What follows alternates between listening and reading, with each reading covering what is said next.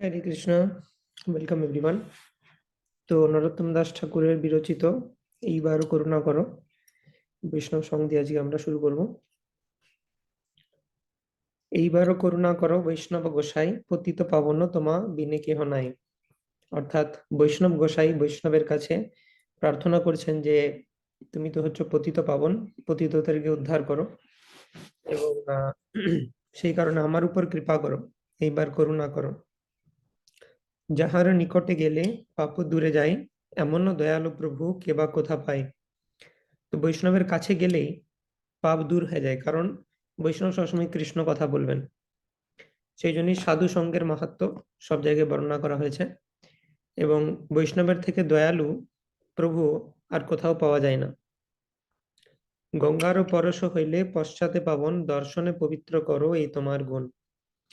গঙ্গাতে যদি কেউ স্নান করে তারপর সে পবিত্র হয়, কিন্তু বৈষ্ণবের সাথে সাক্ষাৎ হওয়ার আগেই বা তার সঙ্গ করার পূর্বেই তার শুধুমাত্র দর্শনেই আমরা পবিত্র হয়ে যাই। তো পিউরিফাইং এজেন্ট হিসাবে মানে পবিত্র করার যে ক্ষমতা, সেটাতে বৈষ্ণব গঙ্গার থেকেও এগিয়ে রয়েছেন। এবং শাস্ত্রে বর্ণনা করা হচ্ছে তীর্থি কুর্বন্তি তীর্থানি স্বান্তস্থেন গদাবৃতা। অর্থাৎ বৈষ্ণবের ক্ষমতা রয়েছে তীর্থকেও পবিত্র করার। তীর্থ মানে হচ্ছে পবিত্র নদী, গঙ্গা, যমুনা ইত্যাদি। সিন্ধু, কাবেরী, গোদাবরী, এই সমস্ত নদী, সেখানে যারা পাপী ব্যক্তি হন তারা সেখানে গিয়ে স্নান করলে তাদের সমস্ত পাপ ধুয়ে যায়। কিন্তু বৈষ্ণব যখন এই সমস্ত তীর্থে স্নান করেন তখন কি হয়, তীর্থগুলো পবিত্র হয়। হরিস্থানে অপরাধে তারে হরিনাম, তোমার স্থানে অপরাধে নাহি পরিত্রাণ। তো আমরা যদি ভগবানের প্রতি কোনো অপরাধ করি তবুও চান্স রয়েছে যে ক্ষমা করে দেবেন। আমরা যদি বেশি করে হরিনাম গ্রহণ করি তাহলে হরিস্থানে অপরাধ মানে ভগবানের প্রতি ডাইরেক্ট যে অপরাধ, সেটার থেকে আমরা নিস্তার পেতে পারি। কিন্তু তোমার স্থানে অপরাধে নাহি পরিত্রাণ, কিন্তু আমরা যদি বৈষ্ণবের চরণে অপরাধ করি তাহলে সেটার থেকে উদ্ধার পাওয়া খুব ডিফিকাল্ট, যতক্ষণ না সেই বৈষ্ণব আমাকে ক্ষমা করছেন। তোমার হৃদয়ে সদা গোবিন্দ বিশ্রাম, গোবিন্দ কহেন মোর বৈষ্ণব পরাণ। তো বৈষ্ণবের হৃদয়ে সবসময় গোবিন্দ বিশ্রাম করেন, সেই কারণেই তিনি এত পাওয়ারফুল। স্বান্তস্থেনা গদাবৃতা, অর্থাৎ হৃদয়ে তিনি সবসময় ভগবানকে নিয়ে ঘুরছেন। আমাদের প্রত্যেকের হৃদয়ে ভগবান রয়েছেন, কিন্তু বৈষ্ণবের হৃদয়ে গোবিন্দ বিশ্রাম করেন, তিনি নিশ্চিন্তে বিশ্রাম করেন সেখানে। হুম তো সেই কারণে বলা হচ্ছে গোবিন্দ কহেন মোর বৈষ্ণব পরাণ। কৃষ্ণ কি বলছেন, বৈষ্ণব হচ্ছে আমার পরাণ। যখন আমরা অম্বরীশ মহারাজ এবং দুর্বাসা মুনির যে পাস্ট টাইম দেখি শ্রীমদ্ ভাগবতে বর্ণনা করা হচ্ছে 9th ক্যান্টো। তো সেখানে দুর্বাসা মুনি যখন চারিদিকে সমস্ত ব্রহ্মাণ্ড ঘুরে ব্রহ্মার কাছে গেলেন, তারপর শিবজির কাছে গেলেন, তারপর আলটিমেটলি বিষ্ণুর কাছে গেলেন। তো বিষ্ণু তখন বলছেন সাধবো হৃদয়ম মহ্যম সাধুনাম হৃদয়স্ত্বনম মদন্ন তেন জানাপি না হাম তেভ্য মনাগপি। অর্থাৎ আমার যে ডিভোটিরা তারা আমাকে ছাড়া কিছু জানেন না, আমি আমার ডিভোটিদেরকে ছাড়া কিছু জানি না। হুম তো তুমি আমার কাছে এসে কোনো লাভ নেই। সুদর্শন চক্র আমার হাত থেকে বেরিয়ে গেছে আমার পারমিশন না নিয়ে। কারণ আমার তাকে পাওয়ার অফ অ্যাটর্নি দেওয়া আছে যে যদি কোনো বৈষ্ণব প্রবলেমে থাকে আমার পারমিশন নেওয়ার দরকার নেই, তুমি ডাইরেক্ট চলে যেতে পারো তাকে উদ্ধার করতে। তো সেই জন্যে ভগবান বলছেন বৈষ্ণব হচ্ছে আমার পরাণ, আমার প্রাণ। প্রতি জন্মে করি আসা চরণের ধুলি, নরোত্তমে কর দয়া আপনার বলি। তো এহেন বৈষ্ণবের চরণের ধুলি নরোত্তম দাস ঠাকুর তিনি প্রার্থনা করছেন, এবং তার পদাঙ্ক অনুসরণ করে আমাদেরও প্রার্থনা করা উচিত। শিল প্রভুপাদ, গুরু মহারাজ এবং অন্যান্য সিনিয়র বৈষ্ণবদের চরণ ধুলি। এইবার করুণা করো বৈষ্ণব গোসাই, এবার করুণা করো বৈষ্ণব গোসাই, পতিত পাবন তোমার বিনে কেহ নাই। পতিত পাবন তোমার বিনে কেহ নাই। যাহার নিকটে গেলে পাপ দূরে যায়, যাহার নিকটে গেলে পাপ দূরে যায়, এমন দয়াল প্রভু কেবা কথা পায়, এমন দয়াল প্রভু কেবা কথা পায়, গঙ্গার পরশ হইলেন পশ্চাতে পাবন, গঙ্গার পরশ হইলেন পশ্চাতে পাবন, দর্শনে পবিত্র করো এই তোমার গুণ, দর্শনে পবিত্র করো এই তোমার গুণ, হরিস্থানে অপরাধে তারে হরি নাম, হরিস্থানে অপরাধে তারে হরি নাম, তোম স্থানে অপরাধে নাহি পরিত্রাণ, তোম স্থানে অপরাধে নাহি পরিত্রাণ, তোমার হৃদয়ে সদা গোবিন্দ বিশ্রাম, তোমার হৃদয়ে সদা গোবিন্দ বিশ্রাম, গোবিন্দ কহে নমর বৈষ্ণব পরাণ, গোবিন্দ কহে নমর বৈষ্ণব পরাণ,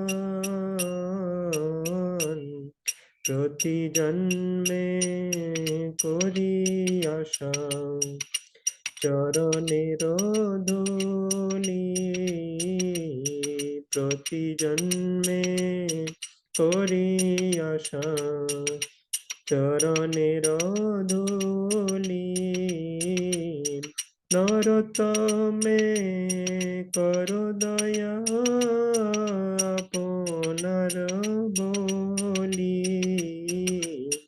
নরতমে করো দয়া আপনার বলি, এবার করুণা করো নব গোসাই, এবার করুণা করো বৈষ্ণব গোসাই, পতিত পাবন তোমা বিনে কেহ নাই, পতিত পাবন তোমা বিনে কেহ নাই,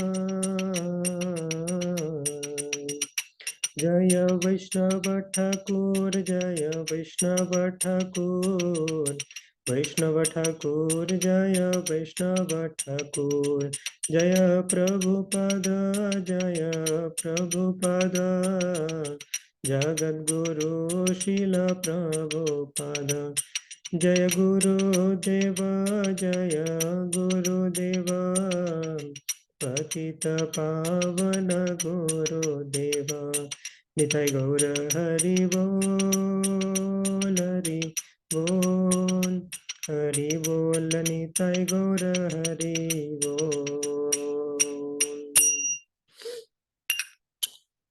श्री हरि नाम संकीर्तन की जय।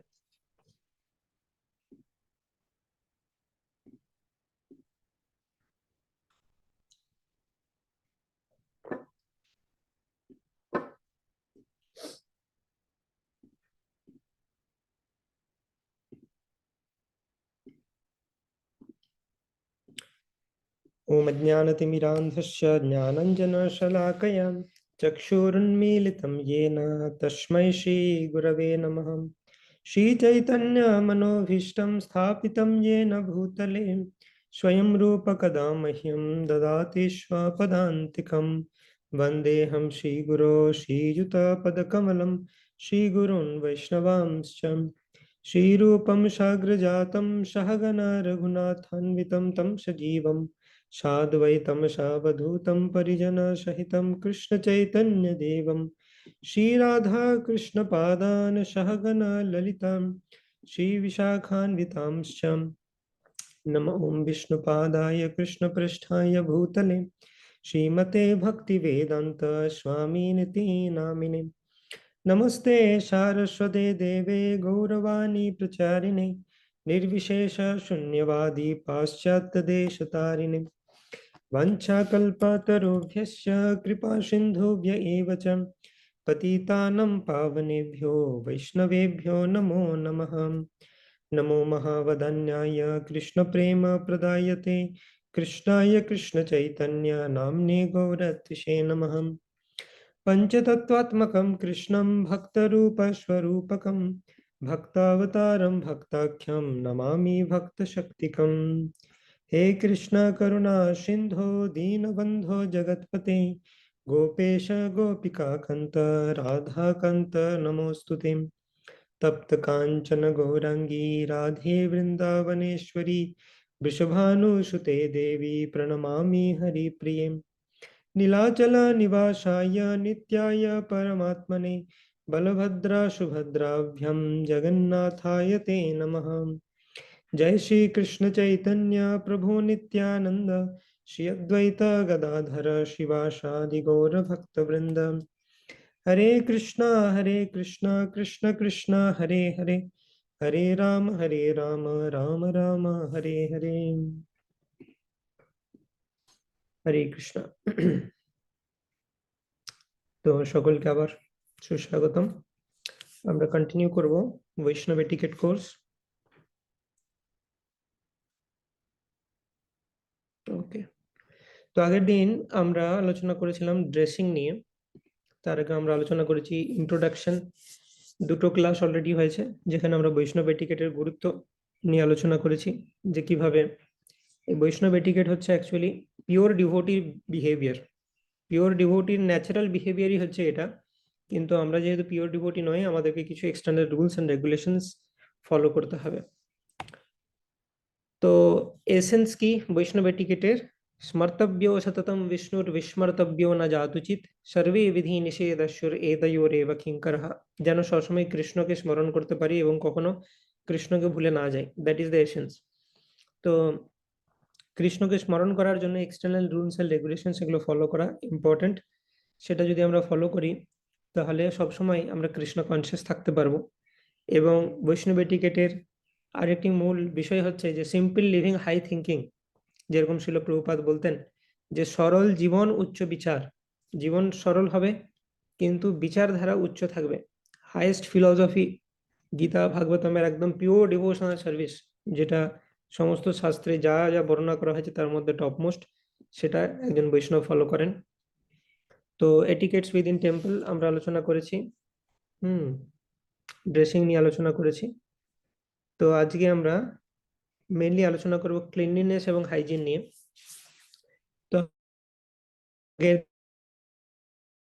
হিউমিলিটি আমাদের মধ্যে থাকা উচিত, কিভাবে মন্দিরে ভগবানকে প্রণাম করা উচিত, কিভাবে বসা উচিত, কিভাবে কথা বলা উচিত, কিভাবে ভগবানের বিগ্রহের উপর মেডিটেশন করা উচিত, এগুলো বিভিন্ন এটিকেট টেম্পলে ঢুকেই আমি কাকে প্রণাম করব, প্রথমে বৈষ্ণবদেরকে, তারপর শিল প্রভুপাদকে, তারপর একে একে ডিটিসদেরকে প্রণাম করব, তাদের প্রণাম মন্ত্র বলে। প্রণাম কিভাবে করতে হবে, অষ্টাঙ্গ প্রণাম, পঞ্চাঙ্গ প্রণাম ইত্যাদি নিয়ে আলোচনা করেছি। ড্রেসিং নিয়ে ডিটেলস আলোচনা করেছি। ড্রেস কিরকম হতে হবে? সিম্পল, ফ্রেশ, ক্লিন, নন অ্যাট্রাকটিভ।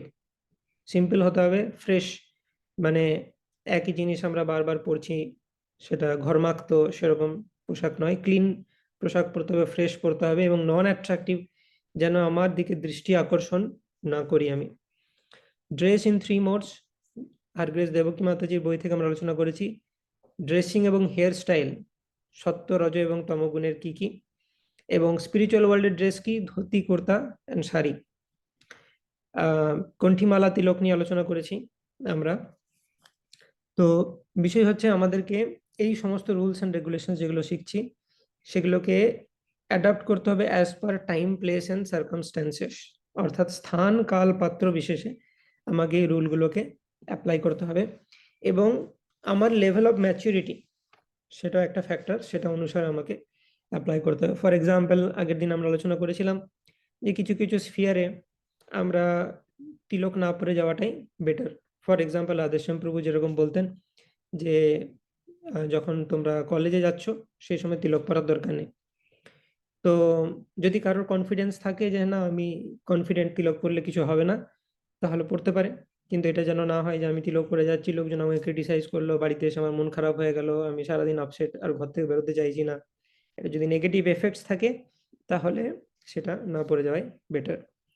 তো সেটা দেখতে হবে আমার লেভেল অফ ম্যাচুরিটি কি, আমি কতটা লেভেলে ডিফেন্ড করতে পারবো, কোন কোন জায়গায় পড়ে যাওয়া যাবে, কোন জায়গায় পড়া চলবে না। আমি বাড়িতে পড়ে থাকতে পারি, হ্যাঁ, কিন্তু কর্মক্ষেত্রে গেলে সমস্যা হতে পারে, বা বাইরে কোনো রিলেটিভদের বাড়িতে গেলে ইত্যাদি।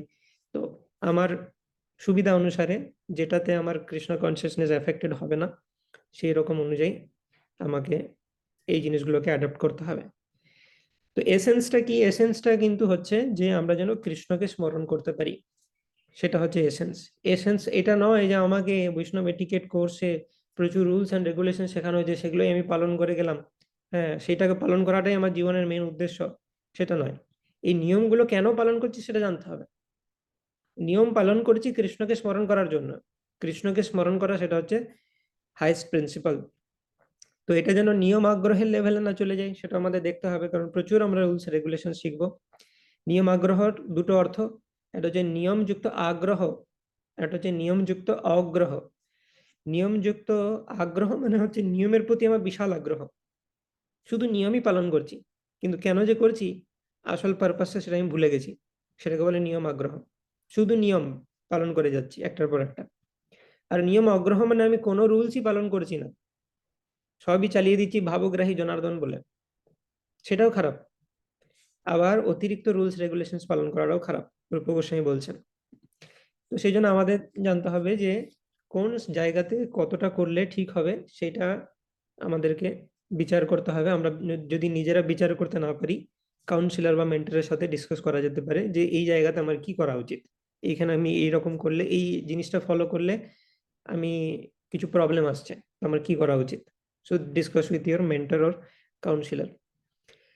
সাম প্রিন্সিপালস ক্যান বি ডিফিকাল্ট, কিছু কিছু প্রিন্সিপাল ফলো করা ডিফিকাল্ট হতে পারে আগের দিন থেকে। যেমন ফর এক্সাম্পল, আমরা আলোচনা করেছি যে প্রতিদিন ফ্রেশ ক্লথ পরা উচিত, প্রতিদিন কেচে নেওয়া উচিত, প্রতিদিনের জিনিসটা ফ্রেশ পরা উচিত। এখন কেউ বলতে পারে, প্রচুর স্টুডেন্ট এরকম আছে আমাদের সাথে যুক্ত, তারা একা থাকে, কোনো একটা জায়গাতে স্ট্রাগল করে, হ্যাঁ, হোস্টেলে থাকতে পারছে না কারণ পেঁয়াজ রসুন দেওয়া খাবার, তাকে একা থাকতে হয় কোনো একটা মেসে, বাড়ির সব কাজ করতে হয়, রান্নাও করতে হয় 3 বেলা। তো প্রত্যেক দিন কাচাটা হয়তো তার পক্ষে সম্ভব হচ্ছে না, সে সবকিছু ম্যানেজ করতে পারছে না, যদিও আইডিয়ালি সেটাই করা উচিত। হ্যাঁ, আইডিয়ালি কি শেখানো হয় যে স্নান করার সময় তুমি করে নাও, কিন্তু হয়তো সেটা সে করে উঠতে পারছে না কোনোভাবে। তো সেই জন্য কিছু রেগুলেশন থাকতে পারে। ফর এক্সাম্পল, আমি কোন একটা, সে হয়তো সকালে একটা ধুতি করতে পারে, আরতি করলো, প্রত্যেকদিন ধুতি কাচা সেটা একটা প্রবলেম হয়ে যেতে পারে তার জন্য। তার হয়তো যেখানে থাকে সেখানে শুকানোর ব্যবস্থা নেই, বিভিন্ন প্র্যাকটিক্যাল ফ্যাক্টরস থাকতে পারে। তো সেখানে হয়তো সে একবার আরতি করে সেটাকে খুলে রেখে দিল, হুম, বা দুদিনে একবার করে ইউজ করলো, 2 দিন পর সে কাচ্ছে। তো সে সে তার মতো করে একটা স্ট্যান্ডার্ডকে সেট করতে পারে, যদি প্র্যাকটিক্যালি কোনো অসুবিধা থাকে। একদমই যদি হাই স্ট্যান্ডার্ডটা ফলো করা আমার পক্ষে সম্ভব হচ্ছে না, তো আমি নিজের মতো করে নিতে পারি। এটা যেন না হয় যে আমি ঠকাচ্ছি, আমার কাছে সময় আছে তবুও আমি করছি না, সেটা ঠিক নয়। কিন্তু যদি আমার সর্বস্ব দিয়েও আমি হাই স্ট্যান্ডার্ডও ফলো করতে পারছি না, তাহলে আমি নিজের মতো স্ট্যান্ডার্ড সেট করতে পারি, এবং তার মেন্টর এবং কাউন্সিলর তাকে এই প্রসঙ্গে হেল্প করতে পারে। আলাদা জিনিস হতে পারে যে, যেমন দেবকী মাতাজি বলছেন সবসময়তে যারা লেডিস তাদের হেড কভার করে রাখা উচিত সব অবস্থাতে। তো নিতাই সেবিনী মাতাজি একটা লেকচারে বলছিলেন উনি যে, যেহেতু আমাদের এখানে প্রচুর গরম থাকে, সবসময় হেড কভার করে থাকাটা খুব আনকমফোর্টেবল হয়ে যায়, বা প্র্যাকটিক্যালি কোনো সেবা করছি আমরা, তো সেই জন্য ওই রুলটাকে আমরা ইগনোর করি। তো সবসময় সেটা ফলো করা সম্ভব হয় না। তো এরকম কিছু কিছু সিচুয়েশন আসতে পারে। তবে আমাদের চেষ্টা করতে হবে যে যতটা পারা যায় এই রুলগুলোকে যেন আমরা ফলো করি। ফর এক্সাম্পল, আমি যখন ব্যাস আসনে বসে ধরো ক্লাস দিচ্ছি কোনো মাতাজি, অনেক প্রভুজিরা আছে সামনে, তো সেখানে অবশ্যই তার হেড কভার করা উচিত, সব সময় না করা সম্ভব হলেও।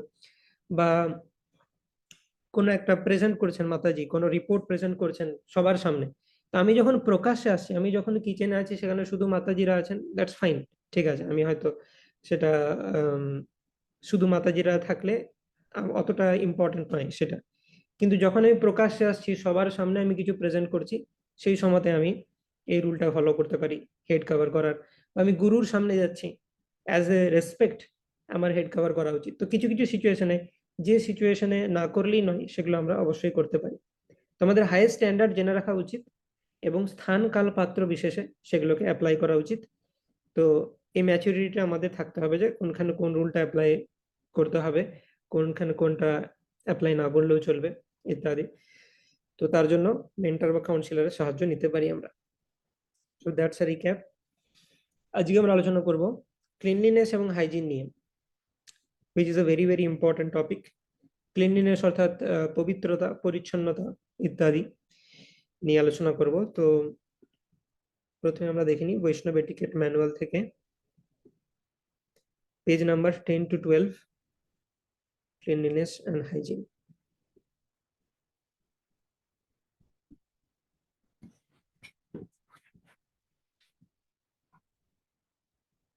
এটা one of the most important topics in Vaishnava etiquette.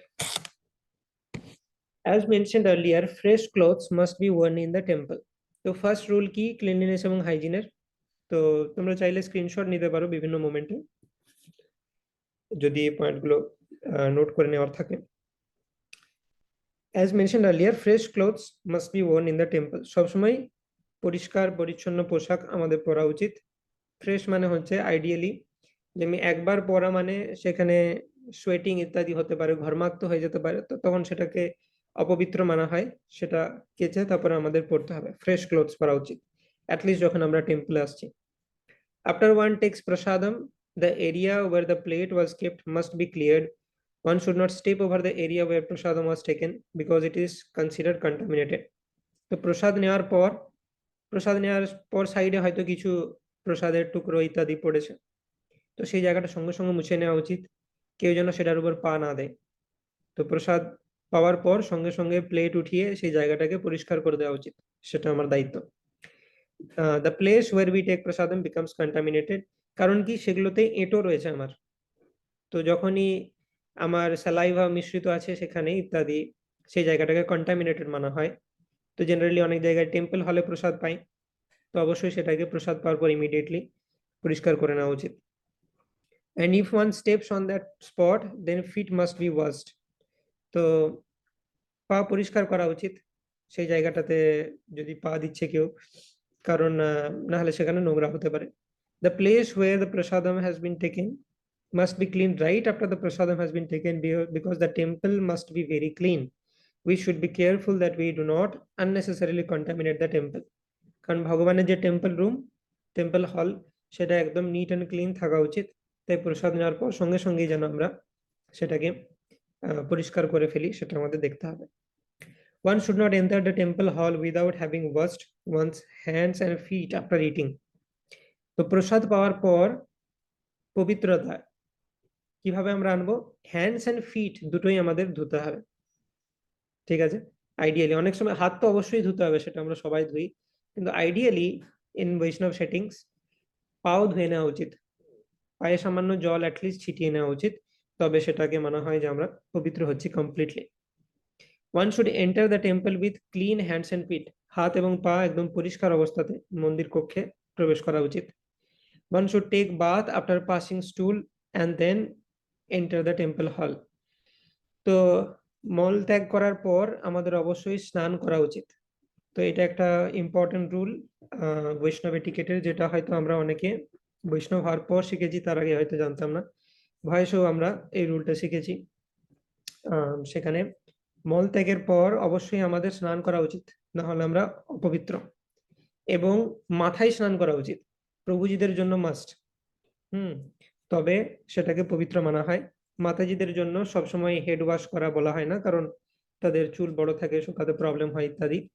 তো কিন্তু প্রভুজিদের জন্য হেড ওয়াশ ইজ মাস্ট সব অবস্থাতে। অন্য অবস্থাতে গলা থেকে ধুয়ে ফেলতে পারে বাকি পোর্শন মাতাজিরা, হেড ওয়াশ না করে সব সময়তে। কিছু কিছু সময় বা মাথায় আমি শুধু কিছু জল ছিটিয়ে নিতে পারি, কিন্তু ফর প্রভুজিস কমপ্লিট স্নান করা উচিত আপনার মলত্যাগ, তবে সেটাকে পবিত্র মানা হয়, তবে আমি আবার মন্দির কক্ষে প্রবেশ করতে পারবো। One should not enter the temple after visiting a crematorium or after touching a dead body. One must first take proper bath and then enter. তো কোনো আমি যদি শ্মশানে গেছিলাম, ডেড বডিকে টাচ করেছিলাম, এগুলো সব অপবিত্র অবস্থা, ঠিক আছে? মলত্যাগের পর বা কোনো যৌন সঙ্গমের পর ইত্যাদি, এই অবস্থার গুলোর পর অপবিত্র মানা হয়। তো আমাদেরকে কমপ্লিট বাথ নিতে হবে, তবে সেটাকে পবিত্র করতে পারি। মাতাজিরাও যদি কমপ্লিট বাথ নিতে পারে দ্যাট ইজ গুড, বাট কোনো যদি ফিজিক্যাল প্রবলেম থাকে তাহলে মাথার নিচ থেকে বাকি পোর্শনে বাথ নেওয়া যেতে পারে। One should not pass air or belch within the temple hall. মন্দির কক্ষে বায়ু ত্যাগ করা বা এই সমস্ত কিছু করা উচিত নয়। One should avoid putting one's fingers in one's mouth, ears, nose while in temple. When one is compelled to do this, one's hands must be washed immediately thereafter. তো শরীরের কোনো যদি নবদ্বারের মধ্যে কোনো দ্বারে আমি যদি হাত চলে যাই, তো সেই জায়গাতে আমাকে হাত ধুতে হবে, তবে সেটাকে পবিত্র মানা হয়। আমাদের শরীরে 9টি দ্বার রয়েছে, সেই জন্য শরীরকে বলা হয় দ্য সিটি অফ 9 গেটস। 2 চোখ, 2 নাসারন্ধ্র, দুটো ইয়ার হোল, কান রয়েছে, এবং তাহলে 6 হলো। মুখমণ্ডল এটা নিয়ে 7, আর অ্যানাস এবং জেনিটালস এটা নিয়ে হচ্ছে 9 টোটাল। তো এই নবদ্বারের মধ্যে কোনো জায়গায় যদি আমাকে টাচ করতে হয়, তাহলে অবশ্যই আমাকে হাত ধুতে হবে, না হলে সেটা পবিত্র হবে না। তো আমরা দেখতে পাবো যে কতটা ইম্পর্টেন্ট, কত ডিটেলসে বর্ণনা করা হচ্ছে যে কিভাবে আমাদের পার্সোনাল হাইজিন এবং ক্লিনলিনেস মেনটেন করতে হবে। তো for Vaishnavas it is very very important. সেই জন্য দেখতে পাচ্ছি বৈষ্ণব এটিকেট ম্যানুয়ালসে কত ডিটেলসে প্রতিটা অ্যাক্টিভিটি কিভাবে করব, নিজের বডিকে কিভাবে ক্লিন রাখবো, এক্সটার্নাল এবং internal cleanliness, that is very very important. During their menstrual periods, Matajis may visit the temple, but they may not perform any item of deity worship like arati, dressing, cooking, garland, any other work that requires their presence in the deity room or kitchen. Any work that is directly connected to the deities, like stitching their clothes, etc. মাতাজিদের জন্য this is important. During menstrual contamination period, তখন কি করতে হবে? মন্দিরে visit করা যেতে পারে, কিন্তু ডিটি ওয়ার্শিপ বা বিগ্রহ সেবার যে কোনো সার্ভিস, মানে বিগ্রহ জনিত যে কোনো সেবা, সেগুলো করা যাবে না। আরতি করা যাবে না, ভগবানের ড্রেসিং করা যাবে না, ভগবানের জন্য কুকিং করা যাবে না, গার্ল্যান্ড মেকিং, মালা তৈরি করা, যেটা ভগবানকে ডাইরেক্ট অফার করা হবে, সেটা আমি টাচ করতে পারি না। এবং অন্য কিছু ভগবানের বস্ত্র ইত্যাদি সেগুলো করা যাবে না এই কন্টামিনেশন পিরিয়ডে, মানে যেটা ডাইরেক্টলি ভগবানের সেবায় লাগবে। কিন্তু আমি মন্দির ভিজিট করতে পারি। তো আর কি কি করতে পারি? চ্যান্টিং করতে পারি, ভাগবতম পড়তে পারি। এনি অ্যাক্টিভিটি রিলেটেড টু ভাগবত বিধি ইজ অ্যালাউড। দুটো বিধি রয়েছে, ভাগবত বিধি এবং পঞ্চরাত্রিক বিধি। পঞ্চরাত্রিক বিধি মানে হচ্ছে যাগ, যজ্ঞ, ডিটি ওয়ার্শিপ, অর্চন ইত্যাদি, সেগুলো হচ্ছে পঞ্চরাত্রিক বিধি। আর ভাগবত বিধি কি? ভাগবত বিধি হচ্ছে শ্রবণম কীর্তনম বিষ্ণু স্মরণম, ভগবানের কথা শ্রবণ করা, ভগবানের ব্যাপারে কীর্তন করা, ভগবানের নাম জপ করা, এগুলো ভাগবত বিধি। তো ভাগবত বিধির যে কোনো অ্যাক্টিভিটি করা যেতে পারে, কিন্তু পঞ্চরাত্রিক বিধি, ডিটি ওয়ার্শিপ বা যজ্ঞ ইত্যাদি রিলেটেড কিছু অ্যাক্টিভিটি করা যাবে না। কিন্তু মন্দির ভিজিট করতে পারি, আমি ভগবানের দর্শন নিতে পারি। অনেক সময় অনেকে খুব স্ট্রিক্ট স্ট্যান্ডার্ড ফলো করে যে ভগবানের দর্শনও নেয় না during menstrual contamination period, but as per Vaishnava etiquettes manual it is allowed যে আমি ভগবানের দর্শন নিতে পারি, কিন্তু ভগবানের বিগ্রহজনিত কোনো সেবা করা চলবে না। আইডিয়ালি এরকম বলা হয় যে আমাদের অল্টারে প্রবেশ করা উচিত নয়। তো যে কোনো জায়গায় মন্দিরে আমরা দেখবো অল্টার যে রুম, সেখানে শুধুমাত্র পূজারীরাই ইন ভেরি পিওর স্টেট তারা প্রবেশ করতে পারে। কিন্তু মেনস্ট্রুয়াল কন্টামিনেশন পিরিয়ডের সময় মাতাজিরা মন্দির কক্ষের যে পিছনের হাফ পোর্শন আছে তার মধ্যে থাকতে পারে, সামনের হাফের মধ্যে না আসলেই ভালো। আর অল্টারে প্রবেশ করার তো কোনো প্রশ্নই উঠছে না। ঠিক আছে, টেম্পল হল যে আছে তার যে back side, half back side, সেখানে প্রবেশ করতে পারে, সেখান থেকে আমরা দর্শন নিতে পারি। মানে ডিটিজ এর বেশি কাছে আসা যাবে না, that's the point. At this time, such Mataji should avoid being in physical contact with anyone who is or will be involved in the service of the deities. এবং মাতাজিদের পূজারী বা যারা ভগবানের ডাইরেক্ট সেবা করবে তাদের সাথে কোনো ফিজিক্যাল টাচ যেন না হয় সেটা দেখতে হবে। তো কোনো যদি নারী মেনস্ট্রুয়াল কন্টামিনেশন পিরিয়ডে আছে, তার হাজবেন্ড যদি তাকে টাচ করেছে, তাকে স্নান করতে হবে before doing any deity services, না হলে সেটা কন্টামিনেটেড মানা হয়। তো সেই জন্য আগেকার দিনে কি করা হতো, যখন মেনস্ট্রুয়াল কন্টামিনেশন পিরিয়ড চলতো তখন আলাদাই একটা জায়গাতে তারা থাকতেন, কারোর সাথে কোনো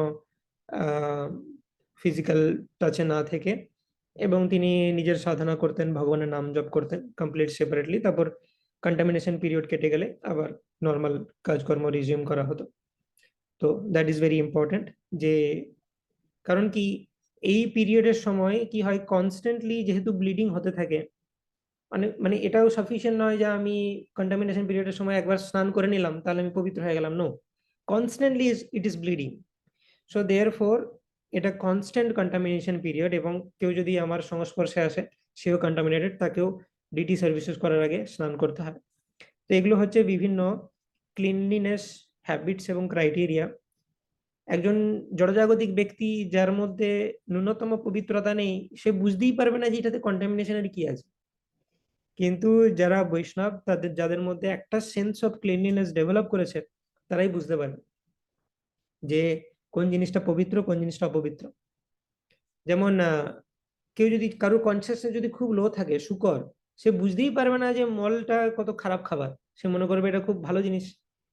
আমরা মানুষ হয়ে বুঝতে পারি যে ও কি খাচ্ছে, এটা খেয়ে কি করে কেউ থাকতে পারে, ছি ছি ছি, আমরা কিরকম করব। কিন্তু শুকর সেটা বুঝতে পারবে না, কারণ তার ওই কনসিয়াসনেসটাই নেই যে এইটা অপবিত্র।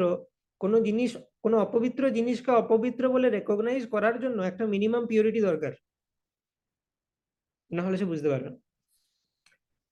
দে মে অ্যাটেন্ড তুলসী পূজা, তুলসী পূজা অ্যাটেন্ড করা যাবে, but may not offer water to Tulsi Devi, Tulsi দেবীকে ওয়াটার করা যাবে না। Under all circumstances chanting on one's japa beads should continue, জব সব অবস্থাতেই কন্টিনিউ করা যাবে। There can be no material impediment to chanting the holy name, জব করতে কোনো বাধা নেই। As far as one's home is concerned, Mataji should try to maintain the above standard where possible. In some cases, it may not be practical and possible to do that, as there may be no one else available to do cooking, etc. In such cases, Matajis may do the needful to fulfill their domestic obligations and at the same time also see that their household duties are taken care of. Other members of the family, as far as possible, should help in this regard. তো বলছে this is again the high standard. আবার স্থান কাল পাত্র বিবেচনা করে আমাদেরকে apply করতে হবে। If you got doubt, discuss with mentor or counsellor. তো এখানে অলরেডি একটা প্র্যাকটিক্যাল অ্যাডজাস্টমেন্ট বলে দিচ্ছে, কোনো মাতাজি যদি বাড়িতে কেউ না থাকে ডিটি সার্ভিসেস করার, রান্না করার, তাহলে সে স্নান করতে পারে এবং সেই অবস্থাতে নিজেকে আচমন করে সে এই ডিটি সার্ভিসেস করতে পারে। কিন্তু অ্যাভয়েড করতে পারলে ভালো, বাড়িতে যদি অন্য কেউ থাকে তারা যদি হেল্প করে তাহলে ভালো। সেই জন্য আগেকার দিনে যৌথ পরিবার ছিল, সবারই একসাথে কন্টামিনেশন পিরিয়ড চলছে, ইটস আনলাইকলি। তো একজন যদি কন্টামিনেটেড থাকে বাকিরা হেল্প করতে পারে তাকে, কিন্তু কারোর যদি অপশন না থাকে তাহলে অবশ্যই করা যেতে পারে। তো লাস্ট রিসোর্ট হচ্ছে যে ওম অপবিত্র পবিত্র বা সর্বাবস্থাম গতোপি বা যৎ স্মরেত পুণ্ডরীকাক্ষম সব বাহ্য অভ্যন্তরঃ শুচিঃ। তো তুমি যে অবস্থার মধ্যে দিয়ে যাও না কেন, যদি তুমি পুণ্ডরীকাক্ষ ভগবানকে স্মরণ করো, তাহলে তুমি বাহ্য এবং অভ্যন্তর দুই অবস্থাতেই শুচি হয়ে যাবে। কিন্তু আমাদের শাস্ত্রের রুলস এন্ড রেগুলেশন ফলো করা উচিত। অপশন না থাকলে তখন উই হ্যাভ ডিফারেন্ট অস্ত্রস লাইক দিস। তো সেগুলো আমরা করতে পারি, কিন্তু only when situation is urgent. তো এটা আমরা দেখলাম ক্লিনলিনেস এবং হাইজিন, কিভাবে আমরা ক্লিনলিনেস মেনটেন করতে পারবো মন্দিরের মধ্যে, সেটা আমরা দেখলাম কত ডিটেলসে সমস্ত কিছুই কভার করা হচ্ছে, each and every details cover করা হবে এখানে। সো কোনো ডাউট থাকার কথা নয়, ডাউট থাকলে আমরা কোয়েশ্চেন জিজ্ঞেস করতে পারি। আরেকটা আমরা ভক্তি বেদান্ত ম্যানুয়াল থেকে পাবলিশড যে বৈষ্ণব এটিকেট ম্যানুয়াল, সেখান থেকে কিছু পার্সোনাল হ্যাবিটস, পার্সোনাল ক্লিনলিনেস কি কি মেনটেন করা উচিত সেটা আমরা দেখব। That is page number 32। Okay,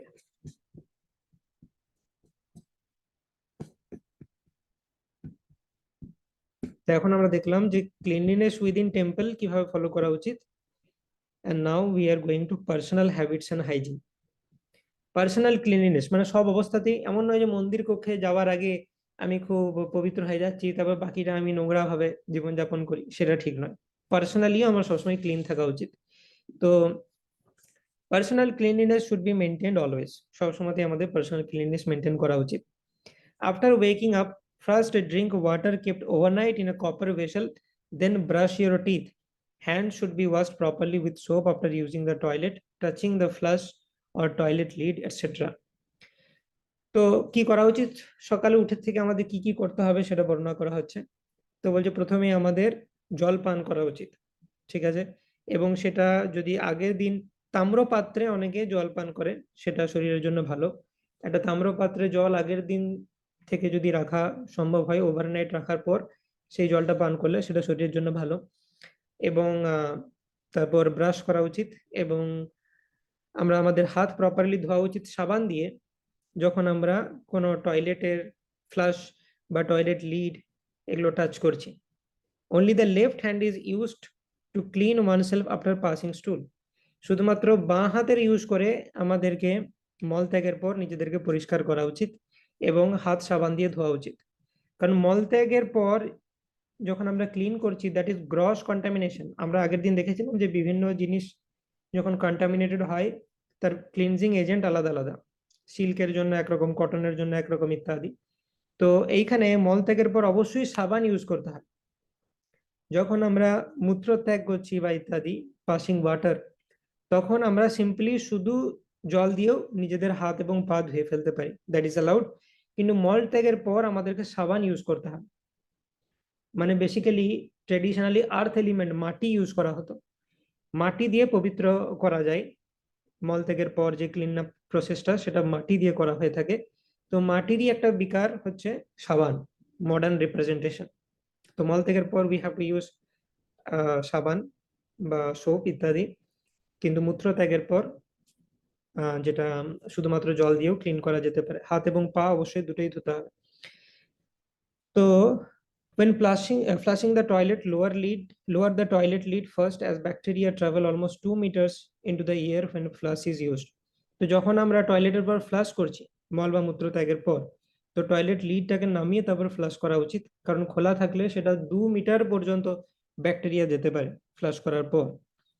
Toilet lid and toilet door should be kept always closed.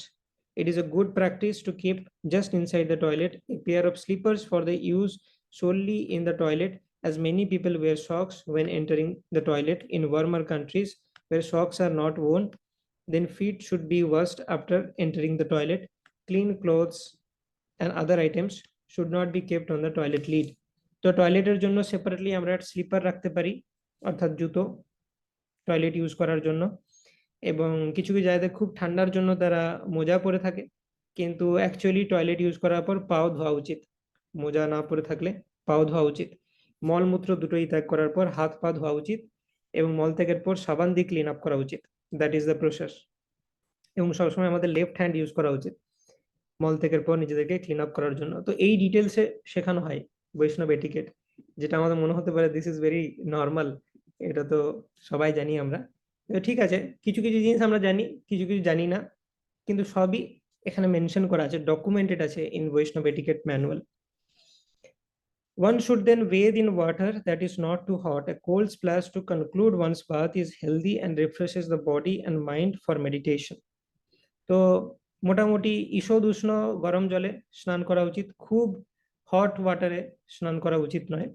এবং স্নানের শেষে, আমি যদি গরম জলে স্নান করছি, স্নানের শেষে একটু ঠান্ডা জল আমরা বডিতে ছিটিয়ে নিতে পারি, ঠান্ডা দিয়ে শেষ করলাম স্নানটা, এটা ভালো।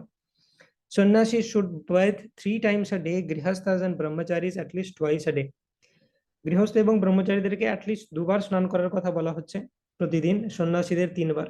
আবার কারো হতে পারে যে ঠান্ডার প্রতি কেউ একটু বেশি সেন্সিটিভ, তার হয়তো 2 বার স্নান করলে ঠান্ডা লেগে যাচ্ছে, তো অ্যাডজাস্টমেন্ট করতে পারি, সেখানে 1 বার স্নানও ইটস ফাইন। তো গৃহস্থদের অ্যাকচুয়ালি 1 বার বা 2 বার দুটোই বলা রয়েছে, ব্রহ্মচারীদের জন্য অ্যাটলিস্ট 2 বার এবং সন্ন্যাসীদের জন্য 3 বার স্নানের কথা উল্লেখ করা হয়েছে। আমাদের ভয়েসের আদিশ্যাম প্রভু বলতেন যে সকালে উঠে কি অর্ডারে নিজেদেরকে ক্লিন করা উচিত, সেটা ইম্পর্টেন্ট। ফর এক্সাম্পল, উঠেই প্রথমে আমাদের কি করা উচিত, প্রথম প্রথম যেটা কাজ সেটা হচ্ছে জল পান করা উচিত, এবং তারপর মল ত্যাগের জন্য যাওয়া উচিত, ক্লিয়ারিং দ্য স্টমাক। তারপর আমাদের ব্রাশ করা উচিত এবং তারপর স্নান করা উচিত। এই 3টে জিনিস এই অর্ডারে করা উচিত, clearing the stomach, then brushing, and then taking bath. তো দ্যাট ইজ ইম্পর্টেন্ট, এবং আমরা দেখলাম যে কিভাবে ক্লিন আপ প্রসেস রয়েছে। Bath should be taken after, কোন কোন সিচুয়েশনের পর আমাদের স্নান করা উচিত সেটা দেখতে হবে। রাইজিং ইন দ্য মর্নিং, সকালে ওঠার পর আমরা অপবিত্র, পুরো ওভারনাইট যখন আমরা শুয়ে থাকি তখন আমাদের নবদ্বার দিয়ে বিভিন্ন কন্টামিনেশন, মানে শরীরের বিভিন্ন টক্সিনস নির্গত হয়, তো সেজন্য আমরা চোখে, কানে, নাকে, এই সমস্ত জায়গাতে কিছু টক্সিনস সঞ্চিত হয় রাতে ঘুমিয়ে ওঠার পর, ওভারনাইট। তো বলা হচ্ছে যে 45 মিনিটসের বেশি যখনই আমরা স্লিপ নেব তখনই আমরা কন্টামিনেটেড, তো আমাদের স্নান করা উচিত।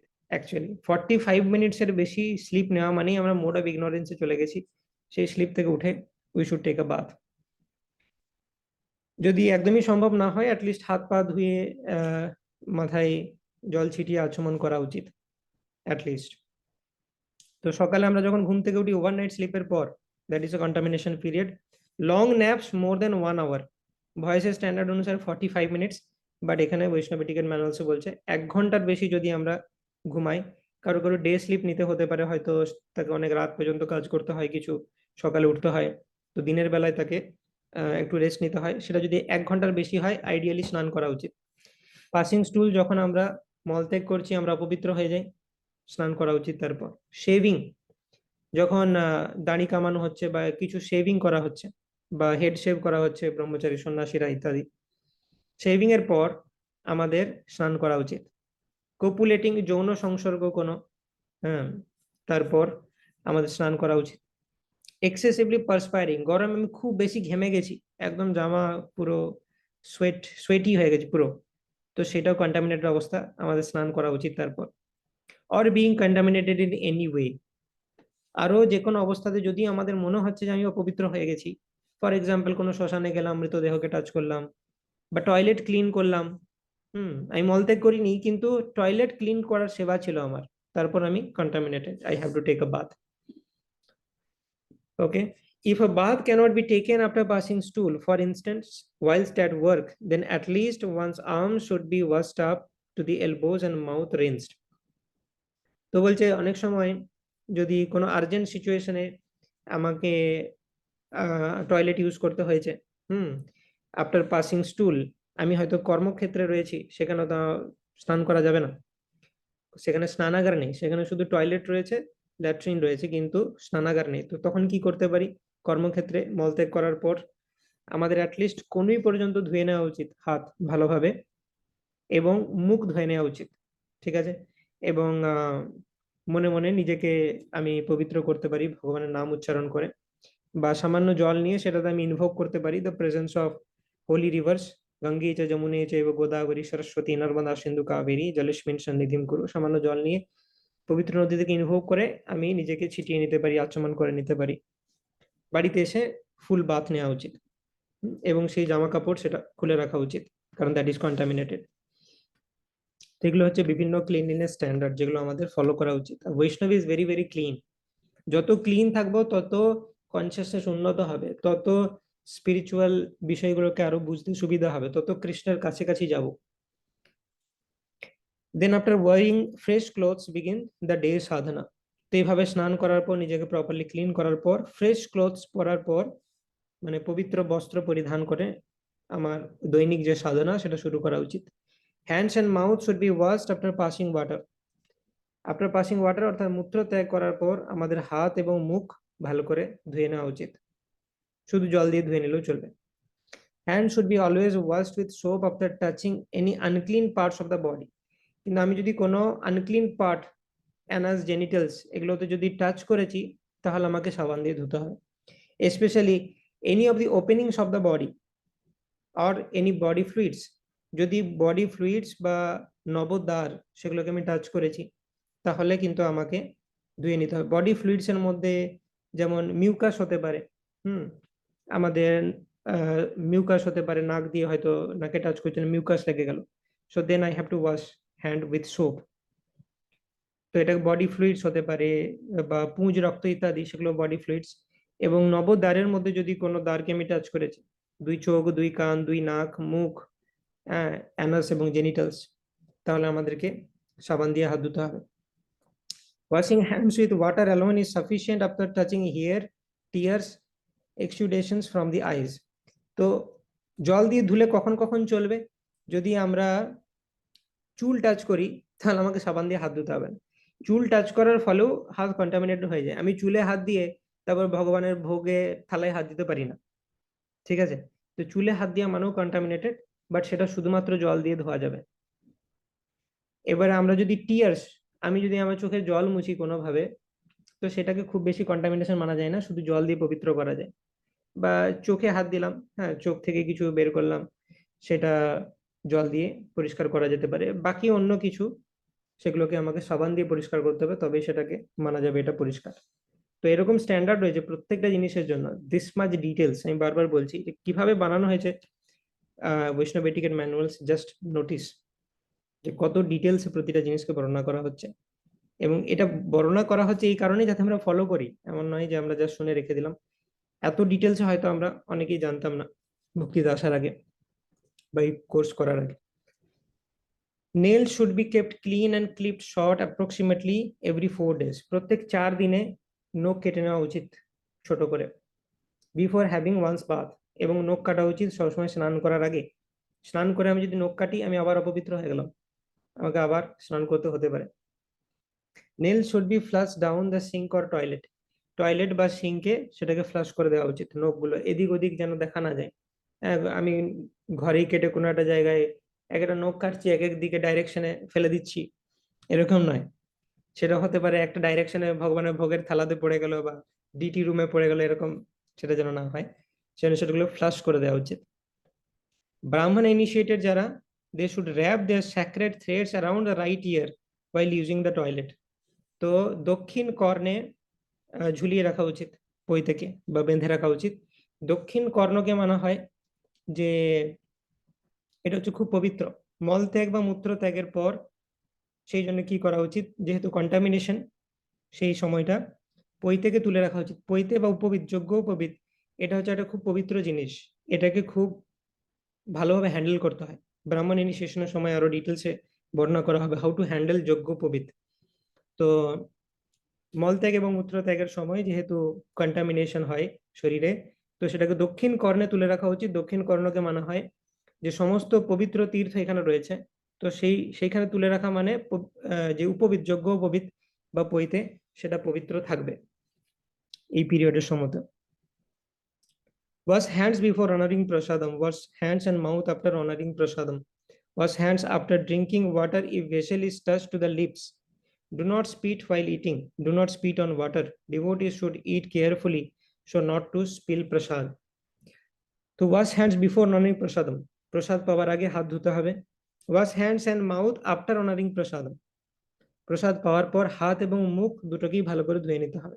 যদি খুব তেল থাকে সাবান ইউজ করতে হবে। শুকনো প্রসাদ যেটাতে মনে হচ্ছে আমার দরকার নেই সাবান ইউজ করার, সেটা জল দিয়ে ক্লিন করতে পারি।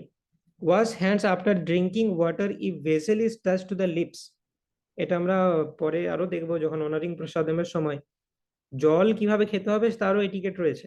যে কোনো হাত দিয়ে খেয়ে নিলাম, বা হাত দিয়ে খাবো না ডান হাত দিয়ে খাবো, কিভাবে খাবো, ডান হাত দিয়ে খেলে কিভাবে খেতে পারি, বাঁ হাত দিয়ে খেলে কিভাবে খেতে পারি, এরকম রুলস রয়েছে। যতটা পারা যায় আমাদেরকে মেনটেন করতে হবে। পিওর ডিভোটিজ লাইক শিলা প্রভুপাদ সিমলেসলি এগুলোকে মেনটেন করতেন।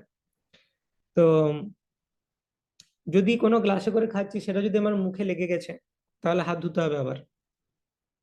আর যদি ওপর থেকে আমি খাচ্ছি টাচ না করে তাহলে হাত না ধুলেও চলবে। যখন আমরা খেতে বসেছি অনেকের ডাউট থাকে বাঁ হাত দিয়ে খাবো না ডান হাত দিয়ে খাবো জল। ডান হাত দিয়ে খাবার তো খাচ্ছি, হ্যাঁ, কিন্তু জল আমি কোনটা দিয়ে খাবো? অনেকে বলে এই ডান হাতটা তো ইউজ হচ্ছে, তো সেটা দিয়ে আমি যদি জলটা ধরি তাহলে তো জলের গ্লাসটা খারাপ হয়ে যাবে। তো কি করা উচিত? তাহলে কি বাঁ হাত দিয়ে খাবো? বাঁ হাত দিয়ে খাওয়া আবার অ্যালাউড কিনা? তো এখানে বিষয় হচ্ছে, এটা আমরা আলোচনা করব। যদি আমাকে এমন ভাবে জল খেতে হয় যে মুখের সাথে গ্লাসকে লাগবে, না হলে ঠিক জল খেয়ে আমার পোষায় না, তাহলে আমাকে ডান হাত দিয়ে খেতে হবে। আর যদি আমি এমন ভাবে জল খেতে পারি যে আমি ওপর থেকে খেয়ে নিচ্ছি জল, জাস্ট লাইক দিস, যে আমার লিপসের সাথে টাচ হবে না, তাহলে আমি বাঁ হাত দিয়ে খেতে পারি। What is the logic? যখনই আমরা কোনো কিছু কন্টামিনেটেড করব, চেষ্টা করা উচিত যতটা কম কন্টামিনেট করা যায়। খাবার খাওয়ার সময় মুখ আর ডান হাত অলরেডি কন্টামিনেটেড, এই দুটোতেই আমার স্যালাইভা আছে। তো বাকি বডিটা তো আমি যেন না লাগাই, সেটা সেটা আমাকে দেখতে হবে। তো বাঁ হাতটাও যেন কন্টামিনেটেড না হয়ে যায় সেটা আমাকে দেখতে হবে। আমি যদি বাঁ হাতটাকে মুখে লাগিয়ে গ্লাসটাতে খেলাম, তাহলে যেহেতু মুখটা কন্টামিনেটেড আমার বাঁ হাতটাও কন্টামিনেটেড হয়ে গেল। তো সেই জন্য বাঁ হাত দিয়ে আমি যদি জল খাই তাহলে আমাকে কি করতে হবে? লক্ষ্য রাখতে হবে যাতে জলের গ্লাস আর আমার মুখ টাচ না করছে, উপর থেকে খেতে হবে। আর যদি আমাকে জলের গ্লাসটা মুখে টাচ করাতে হয় তাহলে আমাকে ডান হাত দিয়ে খেতে হবে, কারণ ডান হাত অলরেডি কন্টামিনেটেড, মুখ অলরেডি কন্টামিনেটেড, তো অসুবিধা নেই। ঠিক আছে, তবে অবভিয়াসলি গ্লাসটাও কন্টামিনেটেড হয়ে যাবে, তো আমাকে ধোয়ার সময় গ্লাসটাকেও ধুতে হবে। তো এগুলো হচ্ছে বিভিন্ন ক্লিনলিনেস, এগুলো অ্যাকচুয়ালি বেসিক কমন সেন্স, কিন্তু আমরা এরকম হয়ে গেছি ইনসেনসিটিভ ক্লিনলিনেসের প্রতি, যে এখন আমাদেরকে বৈষ্ণব এটিকেট ম্যানুয়াল সেগুলোকে লিখে লিখে আমাদেরকে বোঝাতে হচ্ছে। এটা ভক্তি বেদান্ত ম্যানর, মানে ইংল্যান্ড, লন্ডনে কম্পোজ করা হয়েছে। চৌপাটির ম্যানুয়ালটা যতটা ডিটেল, ভক্তি বেদান্ত ম্যানরে আরো ডিটেলস বর্ণনা করা হয়েছে। তার কারণটা আমরা বুঝতেই পারছি, যে ইন্ডিয়ান লোক বাই ডিফল্ট কিছু ক্লিননেস স্ট্যান্ডার্ড জানে, কিন্তু বিদেশে সেগুলো ফলো করা হয় না। তো সেই জন্য সেটা বর্ণনা করা হচ্ছে। তো এখানে এটাও বর্ণনা করা হচ্ছে যে মলত্যাগ করার পর চেষ্টা করা উচিত আমাদেরকে, যদি সম্ভব হয় টয়লেট পেপার ইউজ না করে যেন আমরা জল ইউজ করি ক্লিন করার জন্য। ইন্ডিয়ানদের জন্য সেটা আন্ডারস্টুড, মানে সেটা নর্মাল, কিন্তু বিদেশে সেটা নর্মাল নয়, তারা টয়লেট পেপার দিয়ে ক্লিন করে, দ্যাটস নট ভেরি হাইজিনিক। এবং কোনো অবস্থাতে এরকম হতে পারে তুমি ধরো বিদেশে আছো, সেখানে জল নেই, তোমাকে মলত্যাগ করতে হয়েছে কিন্তু কোনো জল নেই, তো টয়লেট পেপার ইউজ করতে হবে তোমাকে সেখানে, immediately you have to take bath, তাহলে ইটস ফাইন। হুম। আর যদি বাইরে ইউজ করতে হয় টয়লেট পেপার, তো বাড়িতে এসে আমাকে ফুল বাথ নিতে হবে। Okay. Do not spill while eating. খেতে খেতে ধরো মুখে কোনো একটা পাথর বা কিছু লেগে গেছে, এরকম করে ফেলে দেওয়া উচিত নয়। ঠিক আছে, মুখ থেকে বের করে সেটাকে রাখা উচিত properly. Do not স্পিট on water. জলের উপর বা খাবার সময় থুতু ফেলা উচিত নয়। মানে থুতু ফেলা মানে লিটারেলি নয়, কিন্তু থু থু এরকম করা উচিত নয় কোনো কোনো কারণে। Devotee should eat carefully, so not to spill prasad. যাতে প্রসাদ প্লেটের বাইরে না পড়ে সেটা আমাদেরকে ভিজিলেন্ট থাকতে হবে। ঠিকঠাক ভাবে আমাদের খেতে হবে যাতে প্রসাদ প্লেটের বাইরে না বেশি যায়। One should take rest for about 6 to 6.5 hours every night. 6 থেকে 6.5 ঘন্টা রেস্ট নেওয়া উচিত। কারোর কারোর ক্ষেত্রে ভ্যারি করতে পারে, কারোর বডি অনুসারে 7 ঘন্টাও দরকার হতে পারে। Too much sleep or too little sleep is not good for Krishna consciousness. খুব বেশি বা খুব কম ঘুম কোনোটাই ভালো নয়। আমার কোনটাতে আমি কমফোর্টেবল থাকছি সেটা আমাকে দেখে নিতে হবে। One should try to sleep on the floor or on a hard surface. Luxurious soft bed should be avoided. তো যদি হার্ড সারফেসের উপর আমরা ঘুমাই তাহলে খুব সহজেই তাড়াতাড়ি উঠতে পারবো সকালে। লাক্সুরিয়াস সফট বেডের উপর ঘুমালে উঠতে একটু সমস্যা হতে পারে। তো যাই হোক, সেটা আমরা অ্যাডজাস্ট করতে পারি আমাদের বাড়ির কন্ডিশন অনুযায়ী। We should try to sleep on the floor or hard surface, ঠিক আছে। Sleeping with one's head pointing east or south is helpful. ঘুমানোর সময় আমাদের দেখতে হবে যে পূর্ব দিকে বা দক্ষিণ দিকে মাথা করাটা বেটার। মাথা যেন আমার পূর্ব বা দক্ষিণ দিকে থাকে, উত্তর দিকে করা উচিত নয়, পশ্চিমেও অ্যাভয়েড করা উচিত। পশ্চিমে অ্যাভয়েড করা উচিত তার একটা কারণ হচ্ছে পশ্চিমে মাথা থাকলে পাটা থাকবে পূর্বে, তো সূর্য যখন সকালবেলাতে উঠবে তার দিকে আমার পা থাকছে, ঠিক আছে, তো সেটা ঠিক নয়। It is best to sleep on one's left side.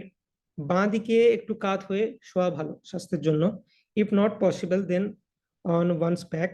যদি সেটা সম্ভব না হয় তাহলে পিঠটা নিচে থাকবে, বডিটা উপরে থাকবে, সেরকম ভাবে মানে শবাসন করার সময় যেরকম হয় সেটা ঠিক আছে। But never on one stomach. কিন্তু পুরো উল্টো হয়ে পেট নিচে আছে পিঠ উপরে আছে এই অবস্থাতে ঘুমানো উচিত নয়, ঠিক আছে, একদম উপর হয়ে, সেটা ঠিক নয়, সেটা স্বাস্থ্যের জন্য খারাপ। One should not waste Krishna's energy like electricity, water. বিদ্যুৎ বা জল ইত্যাদি এগুলো সবই কৃষ্ণের শক্তি, এগুলোকে অযথা নষ্ট করা উচিত নয়। Too much sleep, too little sleep, okay. হ্যাঁ, one should turn off the lights and taps whenever and wherever they are not required. Light বন্ধ করে দেওয়া উচিত বা জলের কল বন্ধ করা দেওয়া উচিত যদি সেটা দরকার না হচ্ছে। যদি আমরা দেখছি যে কোনো লাইট অহেতুক জ্বালা আছে, বন্ধ করে দেওয়া উচিত। কোনো কল থেকে অহেতুক জল পড়ছে, সেটাকে বন্ধ করে দেওয়া উচিত। One should spend Krishna's money carefully and responsibly. হুম।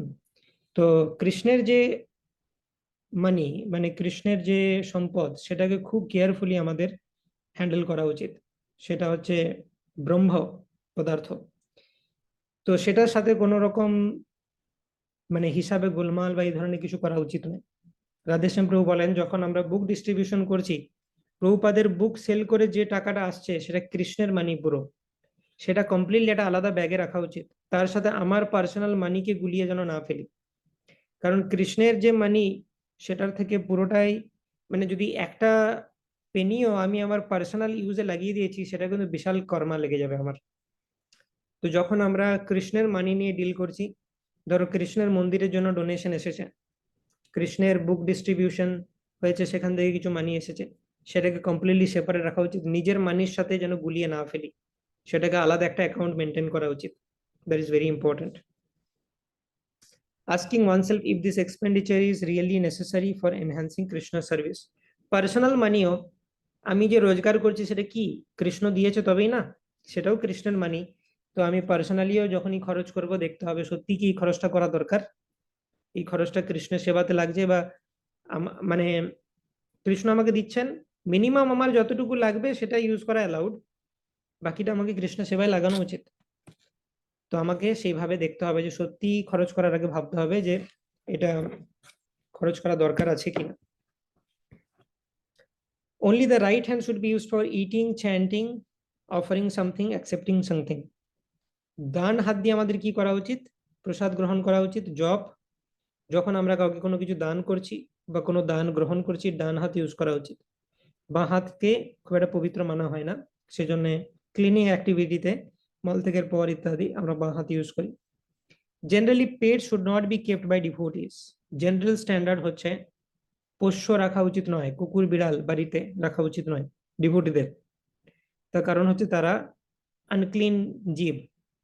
আমরা যেখানে ব্রাহ্মণিক্যাল স্ট্যান্ডার্ডের কথা বলছি, একদম ব্রাহ্মণের মতো ক্লিন হওয়ার কথা বলছি, স্পটলেস ক্লিন ডিটি ওয়ার্শিপ, ভগবানের বিগ্রহ, হ্যাঁ, এবং কিভাবে নিজেকে ক্লিন রাখতে হবে আমরা সেটার কিছু নিদর্শন দেখতে পেলাম। যখন এই স্ট্যান্ডার্ডের কথা বলছি সেখানে কুকুর বিড়াল তাদের তো কোনো প্রশ্নই ওঠে না। তো জেনারেলি সেটা রাখা উচিত নয়, কারণ তারা যেখানে সেখানে মলত্যাগ করতে পারে, তারা না করছে মলত্যাগের পর স্নান, না করছে তারা মলত্যাগের পর সাবান দিয়ে হাত ধোয়া ইত্যাদি। হুম। তারপর আজকাল সোশ্যাল মিডিয়াতে আমরা দেখতে পাই অনেকে তাদেরকে চুম্বনও করছে, মানে কিভাবে করতে পারে তাদের ক্লিনলিনেসের যে আইডিয়াটা সেটা কমপ্লিটলি গন আর কি, সেজন্য তারা এরকম করতে পারে। বাট অ্যাকচুয়ালি যারা তাদের যেটা ন্যাচারাল হ্যাবিটেট সেখানেই রাখা উচিত। কুকুর বেড়াল তারা ঘুরে ফিরে তাদের শিকার ধরবে, খাবে, প্রকৃতির মধ্যে থাকবে, সেটাই ভালো। তাদেরকে বাড়িতে আনাটা খুব একটা ভালো নয়, at least for devotees. They create unnecessary attachments, and we are warned of this in scriptures in the story of Bharat Maharaj. এটা তো ক্লিনলিনেস প্রবলেম আছে, তারা আনক্লিন জীব। এটা হচ্ছে আননেসেসারি অ্যাটাচমেন্ট চলে আসতে পারে। ভরত মহারাজের ক্ষেত্রে আমরা দেখেছি যে সামান্য হরিণের জন্য বেচারি কি হলো, সে ভগবত ধাম যেতে না পেরে পরের জন্মে হরিণ জন্ম হলো। তো আমরা যেখানে নিজের লাইফকে পারফেক্ট করার কথা বলছি, ভগবত ধাম যাওয়ার কথা হচ্ছে, সেখানে আননেসেসারি অ্যাটাচমেন্ট বাড়িয়ে লাভ নেই, সে মারা গেলে খুব খারাপ লাগবে, ইত্যাদি ইত্যাদি। It is also unhygienic to keep pets. Unhygienic আরেকটা রিজন, যে খুব একটা পরিচ্ছন্নতা মেনটেন হয় না। Please do not bathe after passing stool and cats. Pets do not bathe after passing stool, and cats, for example, would be eating other animals while wandering outside. তো pets বা পোষ্য যারা আছে তারা তো মলমূত্র ত্যাগ করার পর স্নান করে না। এবং ফর এক্সাম্পল বিড়াল, সে বাইরে ঘুরতে ঘুরতে সে হয়তো একটা ইঁদুরকে খেয়ে এলো এইমাত্র, রক্ত ইত্যাদি, ইঁদুরের গায়ে কত রকম নোংরা জিনিস, সে সবকিছু মুখে নিয়ে সে বাড়ির মধ্যে প্রবেশ করছে। তো এই বিভিন্ন কারণ রয়েছে যেগুলো কারণের জন্য পেটস রাখা উচিত নয়। They are also a nuisance to others as they pass stool in others' gardens. অন্যের বাগানে গিয়ে সে হয়তো স্টুল ইউরিন পাস করে দিচ্ছে, সেগুলো তো problem. If devotees already have pets, then only vegetarian items should be fed to them. যদি কোনো ডিভোটির অলরেডি আছে ভক্তিতে আসার আগে থেকে কোনো পেটস, তো তাকে অনলি ভেজিটেরিয়ান আইটেম খাওয়ানো উচিত, until the pet can be responsibly handed over to another caring keeper. পেটটাকে অন্য কাউকে দিয়ে দেওয়া উচিত, যারা এরকম অনেক অর্গানাইজেশন আছে যারা এই সমস্ত জীবদের খেয়াল রাখে, তাদেরকে ডোনেট করে দেওয়া উচিত। মেনস্ট্রুয়েশন নিয়ে আরো কিছু ইম্পর্টেন্ট পয়েন্টস রয়েছে। Generally during a women's menstrual cycle she is considered ritualistically impure, and there are many things that she should avoid doing. The guidance below is general guidance and may need to be adjusted according to time, place, circumstances. It applies for the first 72 hours of menstruation, or ideally until bleeding has completely stopped. তো menstruation নিয়ে আরো কিছু additional regulations এখানে বর্ণনা করা হচ্ছে, যেটা menstruation শুরু হওয়ার বা পিরিয়ড স্টার্ট হওয়ার 72 আওয়ার্স মানে 3 দিন পর্যন্ত ফলো করা উচিত, বা আইডিয়ালি যতক্ষণ না ব্লিডিং বন্ধ হচ্ছে ততক্ষণ এই রুলস এন্ড রেগুলেশনস গুলো ফলো করা উচিত। কিছু জিনিস অ্যাভয়েড করা উচিত মাতাজিদের, সেগুলো কি কি? She should not enter into any deity areas, pujari room. যদি আমরা দেখেছি আরো ডিটেলসে, ডিটি এরিয়া প্রবেশ করা যাবে না, পূজারি রুম, তুলসী মহারানীর হাউস, কিছু জায়গাতে তুলসী হাউস রয়েছে, অনেক তুলসী মহারানী একত্রে রয়েছে কোনো জায়গাতে, সেটাও অল্টারের মতোই পবিত্র। কিচেন, সেগুলোতেও প্রবেশ করা যাবে না। She may enter temple room, temple রুমে প্রবেশ করা যাবে মানে টেম্পল হলে, কিন্তু ডিটি রুমে প্রবেশ করা যাবে না। Ideally saying towards the back half of the temple room, যেটা বলছিলাম যে টেম্পল রুমের যদি দুটো সেকশনে ভাগ করা হয়, ডিটির সামনে যে অর্ধ ভাগ রয়েছে সেখানে না যায়, বেটার ল্যাটার হাফ, ব্যাক হাফে আমরা থাকতে পারি। She should not touch any of the devotees who are or who will be performing deity worship related or related services. তো যারা যে সমস্ত ডিভোটিরা ডিটি সার্ভিসেস করছে তাদেরকে টাচ করা উচিত নয়। আচ্ছা, কোনো জায়গাতে যদি কোনো কোয়েশ্চেন থাকে লাস্টে জিজ্ঞেস করতে পারো বা চ্যাট বক্সে লিখে রাখতে পারো, আমি লাস্টে অ্যান্সার করব। She should not touch anything which will be used directly in the service of the deities. বস্ত্র, গার্ল্যান্ড, এই সমস্ত কিছু যেটা ডাইরেক্ট ডিটি সার্ভিসে লাগবে বা ভোগ, সেটাতে টাচ করা উচিত নয়। She should not make garlands or stitch deities clothes. মালা বা ডিটির জন্য বস্ত্র সেই অবস্থাতে করা উচিত নয়, অন্য অবস্থাতে সে করতে পারে যখন সে পিওর আছে। She should not water Tulsi nor circumambulate her. তুলসীতে জল দেওয়া বা প্রদক্ষিণ করাও উচিত নয়। দর্শন নিতে পারি, প্রণাম করতে পারি। She should not take part in yajnas or offer oblations to fire. যজ্ঞতেও পার্টিসিপেট করা উচিত নয়, কারণ আমরা আগেই বললাম প্রিন্সিপালটা বুঝতে হবে। ডিটি ওয়ার্শিপ বা যজ্ঞ এই দুটো পঞ্চরাত্রিক ক্যাটাগরিতে পড়ে, শ্রবণম কীর্তনম এটা ভাগবত ক্যাটাগরিতে পড়ে। ভাগবত বিধির সমস্ত অ্যাক্টিভিটি অ্যালাউড, পঞ্চরাত্রিক বিধিগুলোকে অ্যাভয়েড করতে হবে। She should not serve prasad to devotees. Ideally ডিভোটিসদের প্রসাদ সার্ভ করা উচিত নয়, কারণ সেটাও কন্টামিনেটেড হয়ে যাবে কাইন্ড অফ। মানে প্রসাদ কখনোই কন্টামিনেট নয়, কিন্তু আমার কন্টামিনেশনটাও অ্যাড করে দিচ্ছি তার মধ্যে, কাইন্ড অফ এরকম হয়ে যাবে। অ্যাজ ফার, আচ্ছা বাড়িতে কি স্ট্যান্ডার্ড ফলো করা উচিত? As far as one's home is concerned, Mataji should try to maintain the above standard where possible. In some cases may not be practical and possible to do that, and there may be no one available to do, যেটা আমরা আগে বললাম যে বাড়িতে যদি কেউ করার না থাকে তাহলে অবশ্যই তাকে করতে হবে, স্নান করে আচমন করে ভগবানের নাম স্মরণ করে, কিন্তু অন্য ফ্যামিলি মেম্বার থাকলে সুবিধা। যারা হাজব্যান্ড ওয়াইফ একা আছে, হয়তো আজকাল নিউক্লিয়ার ফ্যামিলি সবসময়তেই, হুম, বাড়ির অন্য যৌথ পরিবার হয়তো নেই, অন্য মাতাজিরা নেই সেখানে, তো সেই অবস্থাতে হাজব্যান্ডকে ডিটি সমস্ত কিছু কাজ করা উচিত। হয়তো ট্রেডিশনালি মানে অন্য দিনে ওয়াইফই করছেন, কিন্তু এই দিনগুলোতে বিশেষ করে হাজব্যান্ডকে পুরোটা চালানো উচিত। তো সেইভাবে প্রভুজিদেরকেও ট্রেন্ড থাকা উচিত যে এক আধ দিন যখন হয়তো Mataji unavailable to do deity services, একা যেন আমি সমস্ত কিছু করতে পারি। তো সেজন্য বাড়ির কাজ জেনে রাখা প্রভুজিদের জন্য ইজ ভেরি ভেরি ইম্পর্টেন্ট। এমন নয় যে আমি শুধুমাত্র বাইরের কাজ করব বা আমি আর্ন করছি বাস, সেটাই আমার, আর কিছু করার দরকার নেই, সেরকম নয়। কিছু আপাতকালীন সিচুয়েশনে যাতে আমি পুরোটা হ্যান্ডেল করতে পারি, রান্না করা, ভোগ লাগানো, জামা কাপড় পরিষ্কার করা ইত্যাদি সমস্ত কিছু, ঘর ক্লিন রাখা, ঝাঁট দেওয়া, বা পরিষ্কার রাখা, সমস্ত ঘরের কাজ জেনে রাখা উচিত প্রভুজিদের জন্য। শিল প্রভুপাদ সব জানতেন, তাকে কোনো মাতাজি ছিল না অ্যাসিস্ট করার জন্য, তিনি একাই ভোগ রান্না করতেন, এত লোককে ডাকতেন, বাসন মাজতেন, ডিটি সার্ভিসেস করতেন, নিজের সাধনা রাখতেন। We should be like that. Programs say one should not serve prasad at programs and should avoid cooking for others if possible.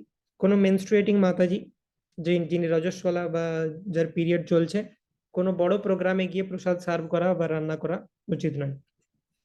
বাড়িতে কেউ না থাকলে আমি করতে পারি। During this period chanting on japa beads, reading Srila Prabhupada book should continue. প্রভুপাদের গ্রন্থ পাঠ এবং জপ করা সবসময় চলবে। There can be no material impediment to chanting the holy names.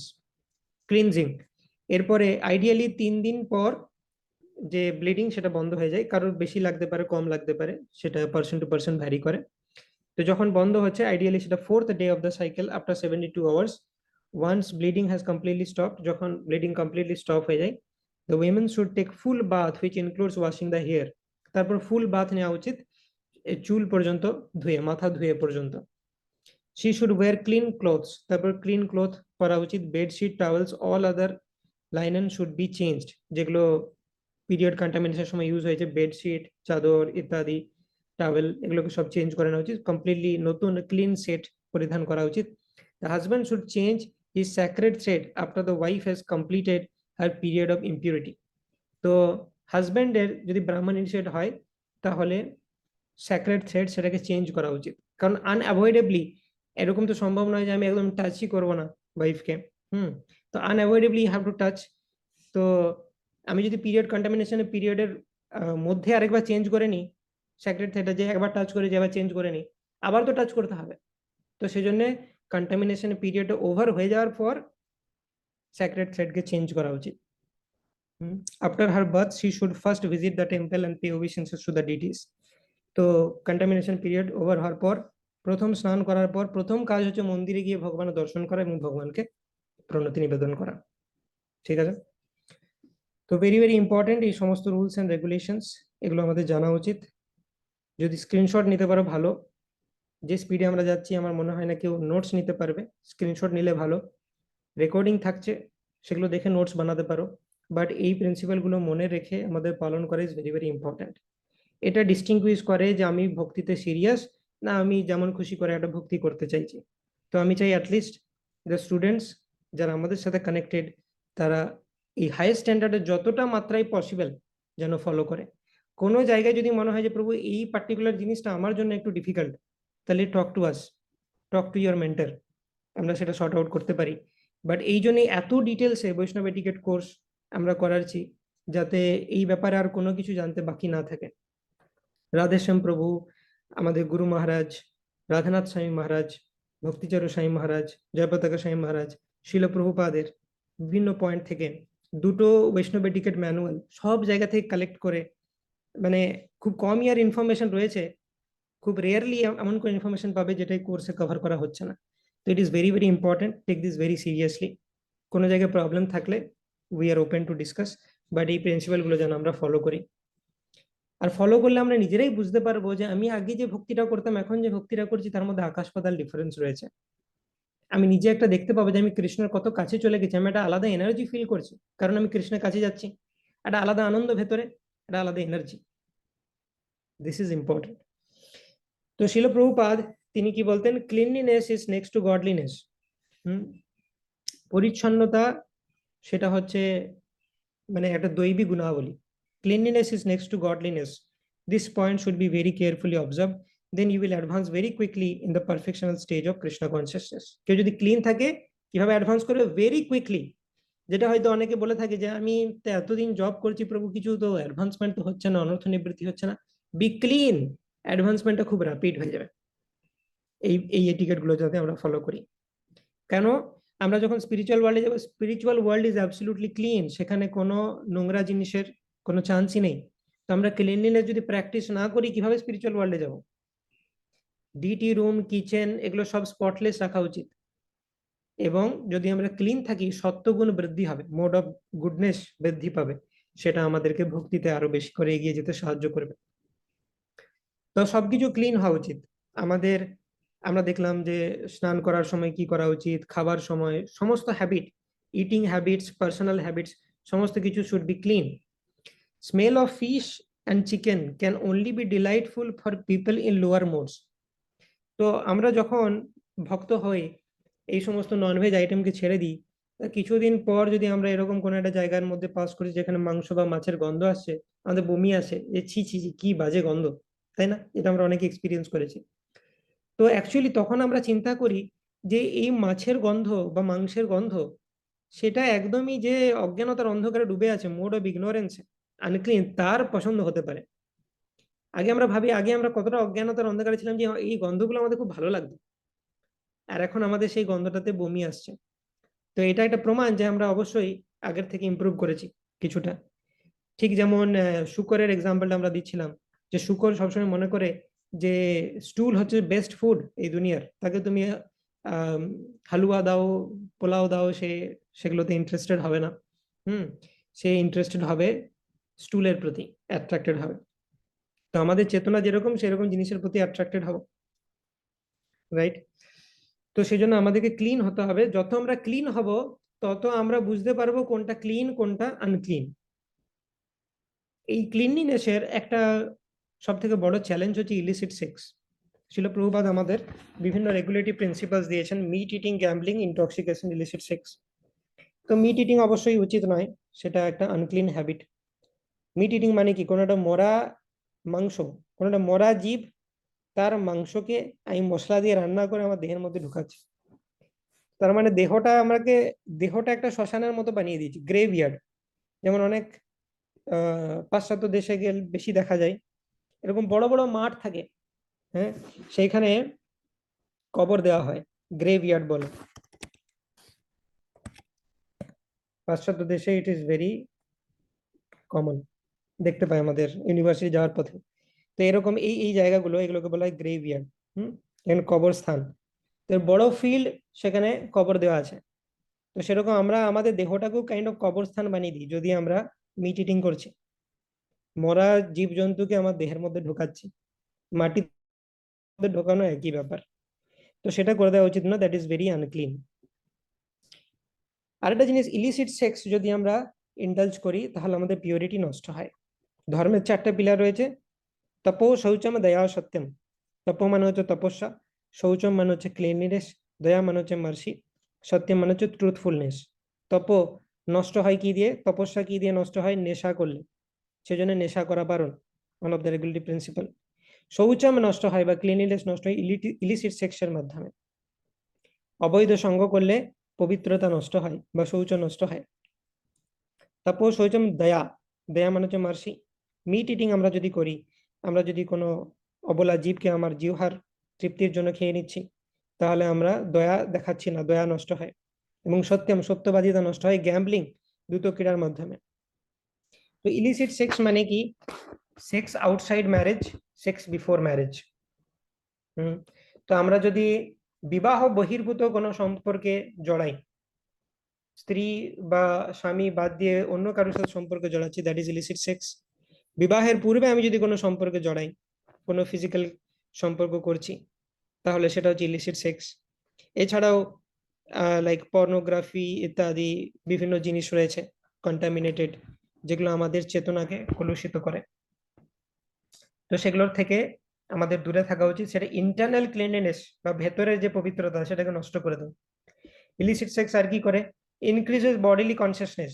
যত আমরা ইলিসিট সেক্সে করব, পর্নোগ্রাফি ইত্যাদি জিনিসগুলোতে ডিল করব, যেটা ইউথদের জন্য চ্যালেঞ্জিং হয়ে ওঠে অনেক সময়, তারা সেগুলোর প্রতি অ্যাডিক্টেড হয়ে যায়, তত বডিলি কনসিয়াসনেস, দৈহিক লেভেলের চিন্তা ভাবনা তত বেশি বাড়ে। এবং দেহাত্ম বুদ্ধি বাড়ার ফলে সে কৃষ্ণের ব্যাপারে বুঝতে পারে না, স্পিরিচুয়াল টপিক সব তার মাথায় ঢুকবে না। এবং কি হয়, বিবেক শক্তি, বিচার শক্তি, ধারণা শক্তি, ওজস, এই চারটে জিনিস ডিস্ট্রয় হয়ে যায়। What are this? বিবেক শক্তি মানে কোনটা ঠিক কোনটা ভুল সেটা মানে বোঝার ক্ষমতা নষ্ট হয়ে যায়। বিচার শক্তি, কোনো একটা সিচুয়েশনে অ্যানালাইজ করার যে ক্ষমতা সেটা নষ্ট হয়ে যায়। ধারণা শক্তি মানে কোনো কিছু মনে রাখার ক্ষমতা বহুদিন ধরে, সেটা নষ্ট হয়ে যায়। ওজস মানে, ওজস মানে হচ্ছে কেউ যদি ব্রহ্মচারী হয়, মানে সে তার বীর্যকে কন্ট্রোল করে, যে বীর্য স্খলন হতে দেয় না আননেসেসারিলি এই সমস্ত আনক্লিন হ্যাবিটস এর মাধ্যমে, তাহলে কি হবে, তার ওজস বৃদ্ধি পাবে।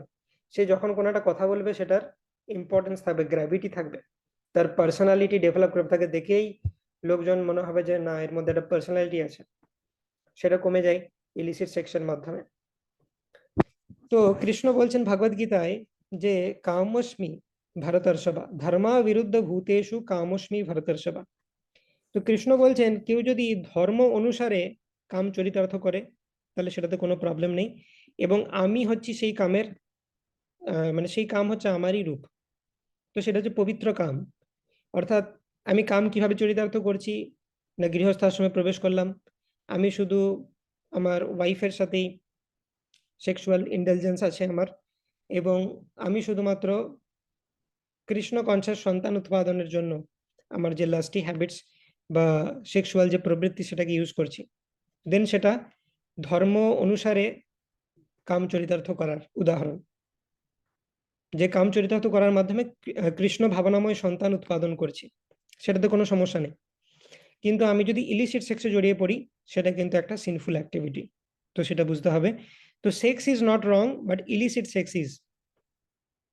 Sex itself it is not wrong, এটা একটা বায়োলজিক্যাল প্রসেস, এটা খারাপ কি করে হতে পারে? এটার মাধ্যমে রিপ্রোডাকশন হয়, রিপ্রোডাক্টিভ প্রসেস। কিন্তু আমি যদি সব কিছুতেই আমার আমার একটা লিমিট আছে, সেই লিমিটের মধ্যে যদি আমি করি, ইট ইজ ওকে। তো এখানে লিমিটটা হচ্ছে যে লেজিটিমেটলি তোমাকে কারোর সাথে বিবাহ করতে হবে, সেই বিবাহের মধ্যে তুমি এটাকে এক্সারসাইজ করতে পারো, কিন্তু বিবাহের বহির্ভূত করলে সেটা কিন্তু problem. Unclean habits leads to asuric nature. ভগবান 16 চ্যাপ্টার ভগবদ গীতার 16 চ্যাপ্টার বর্ণনা করেছেন যে কারো যদি আনক্লিন হ্যাবিটস থাকে, সেটা আসুরিক প্রবৃত্তির জন্ম দেয়, দৈবী প্রবৃত্তির জন্ম না দিয়ে। সো প্রিন্সিপাল হচ্ছে এরকম যে আমি উল্টোপাল্টা জিনিস দেখে, পর্নোগ্রাফি ইত্যাদি বা ইলিসিট সেক্সে ইন্ডালজ করে আমার মনকে অপবিত্র করে নিলাম, দিয়ে আমি বললাম যে না, এবারে আমি চ্যান্টিং করি, আমার মনটাকে পবিত্র করি। তো রাধেশ্যাম প্রভু বলছেন যে এই জিনিসটা করো না। আমি একটা ফ্রেশ সাদা হোয়াইট ধুতি কুর্তা পরে নিশ্চয়ই একটা গ্রিজওয়ালা জায়গাতে বসে যাব না, যে বসে যায় আমার, আমি কালকে সকালে ধুবো তো আবার ধুতি কুর্তা, তো আমার বসে যায়, এখানে কোনো অসুবিধা নেই। আমি বসার সময় তো বিবেচনা করবো না এই জায়গাটা গ্রিজ আছে, বসা যাবে না, এটা যদি আমার কুর্তায় লেগে যায় সেটাকে উঠানো ডিফিকাল্ট হবে। তো আমি চেষ্টা করবো একটা ক্লিন জায়গায় বসার। এমন নয় যে আমি গ্রিজে বসে যাবো ইচ্ছা করে, দিয়ে এবারে জোরে জোরে ঘষে আমি চেষ্টা করবো যা হোক করে সেটাকে উঠানোর, তাহলে কি আমি নিজের কাজটাকেই ডিফিকাল্ট করছি। তো সেই জন্য আমাদের অ্যাভয়েড করা উচিত এমন কিছু জিনিস যেটা আমাকে কন্টামিনেট করবে। রাধেশ্যাম প্রভু বলেন GIGO principal, good in good out, garbage in garbage out. মানে তুমি ভেতরে যা ঢুকাবে বাইরে তোমার সেটাই বেরিয়ে আসবে।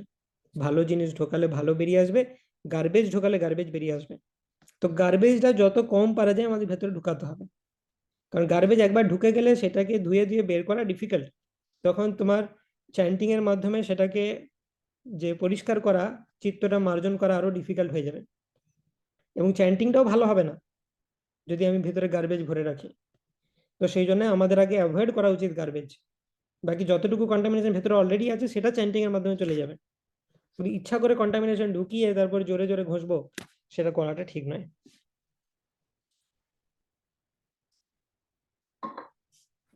Mere cleanliness is not helpful. It should be Krishna centered cleanliness. কেউ কেউ আছেন যে এমনিতেই খুব পরিষ্কার কিন্তু ভক্ত নয়, তো শুধু শুধু পরিষ্কার থেকে বিরাট কিছু লাভ নেই। কৃষ্ণ সেন্টার্ড ক্লিনলিনেস হতে হবে, তবে সেটা হেল্পফুল। প্রহ্লাদ মহারাজ বলছেন শ্রীমদ্ ভাগবতমে, যস্যাস্তি ভক্তির ভগবত কিঞ্চনা সর্বের গুণেস্তত্র সমাসতে সুরঃ হরৌ অভক্তস্য কুতো মহদ্গুণা মনোরথেনা সতি ধাবতো বাহি। অভক্তের যদি ভালো কোয়ালিটিস থেকে থাকে তাতেও কোনো লাভ নেই, কারণ সেই কোয়ালিটিগুলোকে দিয়ে সে কৃষ্ণকে সার্ভ করছে না, সে পাপই করছে তার ভালো কোয়ালিটিগুলো দিয়ে, সেন্স গ্রাটিফিকেশন করছে, ইন্দ্রিয় তর্পণ করছে। তো ভালো কোয়ালিটি থাকলেই হবে না, সেটাকে কৃষ্ণের সেবায় লাগাতে হবে। কৃষ্ণ সেন্টার যেন হয় আমার ক্লিনলিনেসটা, সেটাকে দেখতে হবে। মানে আমি ক্লিন সেটা হলেই আমি যে ভগবত ধামে চলে যাবো তা নয়, আমাকে কৃষ্ণ কনসিয়াসও হতে হবে। তো এই প্রসঙ্গে আলোচনা করা যায়, মহাপ্রভুর একজন পার্ষদ রাঘব পণ্ডিত, তার যে ক্লিনলিনেস, তিনি কতটা ক্লিন ছিলেন, এবং তিনি ভগবানের পরম ভক্ত। তো চৈতন্য চরিতামৃতের মধ্যলীলা চ্যাপ্টার 15 ভার্স নাম্বার 68 অনওয়ার্ডস, সেখানে মহাপ্রভু নিজের মুখে রাঘব পণ্ডিতের গ্লোরিফিকেশন করছেন, এবং তিনি বর্ণনা করছেন যে রাঘব, শোনো শোনো ভক্তগণ, রাঘব পণ্ডিতের গ্লোরি শোনো, সে কত ক্লিন। ক্লিনলিনেস, এই যে কোয়ালিটিটা মহাপ্রভু গ্লোরিফাই করছেন কিভাবে, very important. Let's hear from Krishnadas কবিরাজ গোস্বামী।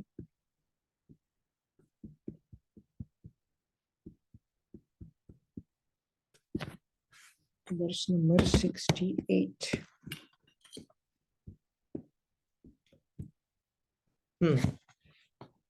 তো মহাপ্রভু রাঘব পণ্ডিতকে বলছেন, রাঘব পণ্ডিতে কহেন বচন সরস, তোমার শুদ্ধ প্রেমে আমি হই তোমার বশ। তো হে রাঘব, তোমার শুদ্ধ প্রেমের দ্বারা আমি তোমার বশীভূত হয়ে যাই। কেন? মহাপ্রভু বলছেন, সবাই শোনো শোনো, আমি এখন যেটা বলছি শোনো। ইহার কৃষ্ণ সেবার কথা শুনো সর্বজন, পরম পবিত্র সেবা অতি সর্বোত্তম। আর দ্রব্যরহ শুনো নারিকেলের কথা, পাঁচ গন্ডা করি নারিকেল বিকায় তথা। তো বলছে, মহাপ্রভু বলছেন, শুনো শোনো ভক্তগণ, রাঘব পণ্ডিতের গ্লোরি শুনে যাও। পরম পবিত্র সেবা করে ইনি, সর্বোত্তম, এর থেকে বড় মানে এর থেকে হাই কোয়ালিটির সেবা আর কেউ করতে পারবে না। বাকি দ্রব্যর কথা ছাড়ো, এখন নারকেলটা নিয়ে বলি, ও নারকেল নিয়ে কি করেছে। আর দ্রব্য রহু শুনো নারকেলের কথা, পাঁচ গন্ডা করি নারকেল বিকায় তথা। তো বলছে অন্যান্য দ্রব্যের কথা থাক, একটা নারকেল নিবেদনের কথাই শোনাই। গ্লোরি ইজ আনলিমিটেড, শব্দ বর্ণনা করতে পারবো না। তো নারকেল নিবেদন স্টোরি অব রাঘব পণ্ডিত, সেটা মহাপ্রভু বর্ণনা করেছেন। 5 গন্ডা মূল্যে এখানে এক একটি নারকেল বিক্রি হয়। বাটিতে কত শত বৃক্ষে লক্ষ লক্ষ ফল, তার বাড়িতে শত শত নারকেল বৃক্ষ রয়েছে, সেখানে লক্ষ লক্ষ ফল হয়। কিন্তু তবুও যখন তিনি শোনেন যে কোথাও মিষ্টি নারকেল পাওয়া যাচ্ছে দূরে, তিনি সেটা 4 পণ মূল্য দিয়ে 10 ক্রোশ দূর থেকে যত্ন করে কিনে নিয়ে আসেন।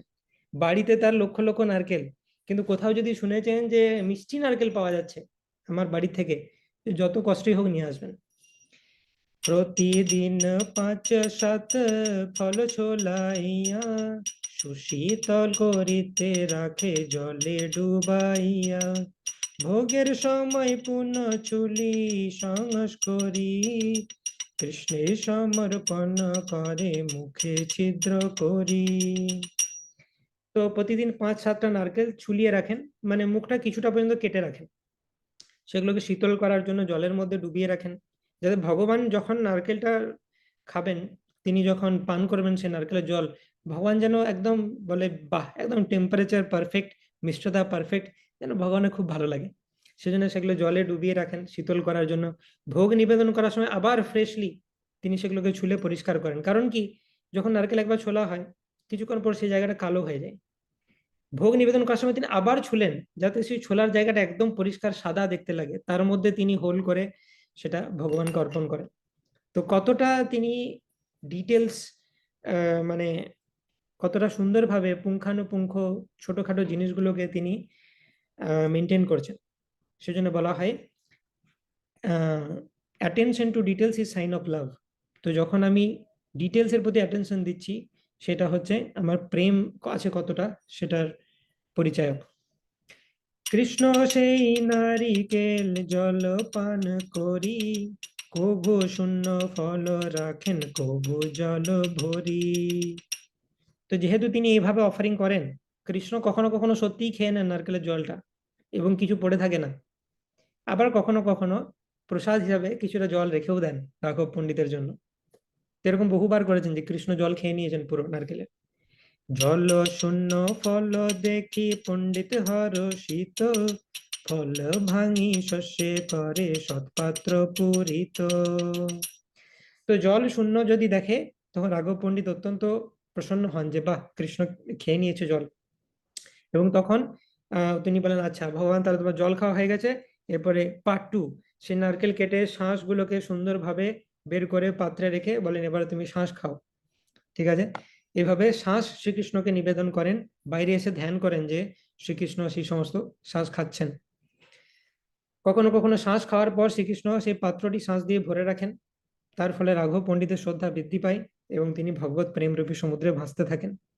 একদিন এরকম শ্রীকৃষ্ণকে ভোগ নিবেদন করার জন্য একজন সেবক 10টি নারকেল ভালো করে পরিষ্কার করে নিয়ে এলেন। তখন অনেক দেরি হয়ে গেছিল এবং ভোগ নিবেদনের জন্য খুব একটা সময় হাতে ছিল না। তাই সেবকটি কি করলেন, সেবক জানে নারকেল যদি আমি অফার না করি ঠিক টাইমে, তাহলে তো আমার আজকে শেষ রাঘব পণ্ডিত।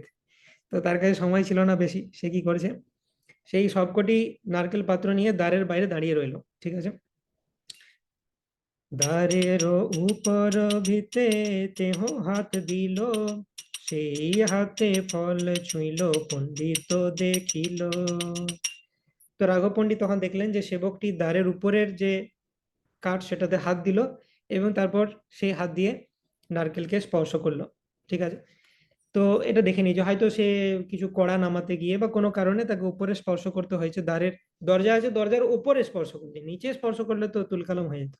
ওপরে স্পর্শ করেছে, দিয়ে নারকেলের যে প্লেট যেটা অফারিং করা হবে সেটাতে হাত দিয়েছে। আর পণ্ডিত এদিকে দেখে নিয়েছে। আচ্ছা, তো তখন রাঘব পণ্ডিত বলছেন, পণ্ডিত কহে দ্বারে লোক করে গতায়াতে, তার পদ ধুলি উড়ি লাগে উপর ভিতে। তো বলছে ওই দরজার চৌকাঠ দিয়ে কত কত মানুষ যাতায়াত করে, তারা যাতায়াত করে যখন তাদের পদধূলি ওখানে পড়ে, সেই পদধূলি বাতাসে উড়ে, বাতাসে উড়তে উড়তে সেটা উপরে লাগতে পারে দরজার। হ্যাঁ, আর তুমি সেই দরজাতে হাত দিয়েছো, মানে দরজার চৌকাঠের নিচে হাত দিলে তো বলার কথাই ছিল না। কিন্তু রাঘব পণ্ডিত বলছে যে লোকজন যাতায়াত করছে, তাদের পদধূলি বাতাসে উড়ে দরজার উপরটাতেও লাগতে পারে। তাই তুমি দরজার উপরে হাত দিয়ে কেন তুমি ভগবানের ভোগের থালায় হাত দিয়েছো? সেই ভিতে হাত দেওয়ার পর তুমি এই নারকেল স্পর্শ করেছো, তার ফলে নারকেল অপবিত্র হয়ে গেছে। এখন আর তা শ্রীকৃষ্ণকে নিবেদন করা যাবে না। পাঁচিলের উপরে ছুঁড়ে ফেলে দিলেন সেই নারকেলকে। এত বলি ফল ফেলে প্রাচীর লঙ্ঘিয়া, ওইছে পবিত্র প্রেম সেবা জগত জিনিয়া। তো এরকমই রাঘব পণ্ডিতের প্রেম ছিল ভগবানের প্রতি। নারকেলটা যদি নিচে পড়ে যেত, সেটাকে আমরা ডিসকার্ড করে দিই, যে নিচে অনেক মানুষ পা দিয়েছে, পদধূলি আছে, ডিসকার্ড করে দিই। নারকেল নিচে পড়া তো দূরের কথা, নারকেল হাতেই আছে। সেবক শুধুমাত্র দরজার উপরে হাত দিয়ে একবার নারকেলের প্লেটটাতে হাত দিয়েছে। তো রাঘব পণ্ডিত বলছে দরজার উপরেও পদধূলি চলে গেছে বাতাসে উড়ে উড়ে, আর সেটাতে তুমি হাত দিয়ে নারকেল টাচ করেছো, মানে এটা অপবিত্র হয়ে গেছে।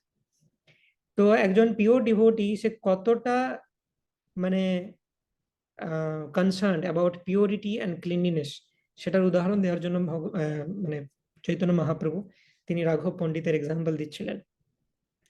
তবে আরো অন্য নারকেল নিয়ে এলো, সেগুলোকে পরিষ্কার করিয়ে পরম পবিত্র পাত্রে করে তিনি ভগবানকে ভোগ লাগালেন।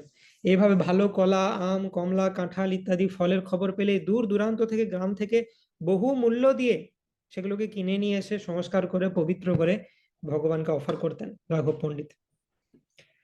তো আমরা দেখতে পেলাম যে কিভাবে রাঘব পণ্ডিত তিনি ক্লিন অফারিং করতেন ভগবানকে। তো এটা রাঘব পণ্ডিতের পক্ষেই সম্ভব। Person in ignorance cannot perceive uncleanness. যে অলরেডি ইগনোরেন্সে আছে, মোড অফ ইগনোরেন্সে, এবং যার মধ্যে ক্লিন হ্যাবিট নেই, সে বুঝতেও পারবে না কোনটা ক্লিন কোনটা আনক্লিন। ফর এক্সাম্পল, রাধেশ্যাম প্রভু এক্সাম্পল দিচ্ছে, কাউকে ধরো মানে কোনো প্রসাদ দেওয়া হলো, সেখানে হয়তো চুল পড়ে আছে, বা সেখানে হয়তো আহ পিঁপড়ে দেখা যাচ্ছে। তো কেউ হয়তো নিয়ে এলো, দিয়ে একজন প্রভু বলছেন, কি গো, এটাতে যে চুল আছে পিঁপড়ে আছে তুমি ভালো করে দেখো নি ভোগ লাগানোর সময়? তো বলছে, ও, চুল আছে পিঁপড়ে আছে, ঠিক আছে সরিয়ে দিচ্ছি। এই তো পিঁপড়ে গুলোকে হাতে ধরে সরিয়ে দিলাম, চুল সরিয়ে নাম, এবার খেয়ে নিন। রাধেশ্যাম প্রভু বলছে, কেউ কেউ এরকম করতে পারে, যে চুল পিঁপড়ে, ও এটা নিয়ে সমস্যা, এই তো সরিয়ে দিলাম, না খেয়ে নাও এবারে। তো সেটা বুঝতেই পারছে না যে চুল আর পিঁপড়ে থাকা মানে ওটা কন্টামিনেটেড, তার কোনো সেন্সই নাই, সেই ভাবছে সরিয়ে দিলে এবার খেয়ে নেওয়া যায়, অসুবিধা নেই। কন্টামিনেশনের সেন্সটা কি, কোন জিনিসটা ক্লিন কোনটা আনক্লিন, সেই সেন্সটা অনেকের থাকে না। অনেক সময় কিছু কিছু ডিভোটি, মেনলি ওয়েস্টার্ন ডিভোটি, তারা দেখা যায় যে বাথরুম থেকে জল নিয়ে চলে আসছেন। আমাদের এই সমস্ত জায়গাতে কিরকম হয়, সব জায়গাতেই একই জল পাওয়া যায়। তুমি বেসিনের সিঙ্কেও যা জল পাবে বাথরুমেও তাই জল পাবে, এবং এগুলো সবই পিওর। তুমি বাথরুম থেকে জল ধরেও খেতে পারো, কোনো অসুবিধা নেই। সেগুলো আহ, মানে পিওর জল সব জায়গাতে, এমন ভাবে বাড়ি তৈরি করা হয় জেনারেলি এখানে। কিন্তু শিল প্রভুপাদ যখন দেখতেন কোনো ডিসাইপল বাথরুম থেকে জল নিয়ে চলে এলো, হ্যাঁ, ভগবানের ভোগ রান্না করার জন্য, তো প্রভুপাদ বলছে, কি আবার তুমি বাথরুম থেকে নিলে কেন? তো সে বলছেন যে প্রভুপাদ, মানে তিনি প্রভুপাদকে বলছেন যে এখানে সব জলই ক্লিন, সবগুলোই সেম, এই সিঙ্কেরটাও যা আর ওইখানেরটাও তাই। তো আমি দেখলাম যে আমি বাথরুমের কাছাকাছি ছিলাম, তো ওখান থেকে নিয়ে নিলাম। তো প্রভুপাদ বলছেন, এটা হচ্ছে শূদ্রের হ্যাবিট, একই জল হলেও আমার কখনো ওখান থেকে নেওয়া উচিত নয়। আচ্ছা, আরেকবার শিল প্রভুপাদ কোনো একটা মন্দিরে গেছিলেন, সেখানে তিনি টয়লেটে গেছেন, বা ল্যাট্রিন টয়লেট সেখানে। তো শিল প্রভুপাদ বললেন, তোমরা এই টয়লেটটা কিভাবে ইউজ করে, স্টিঙ্কিং একদম, মানে একদম যাচ্ছে তাই অবস্থা সেই টয়লেটের।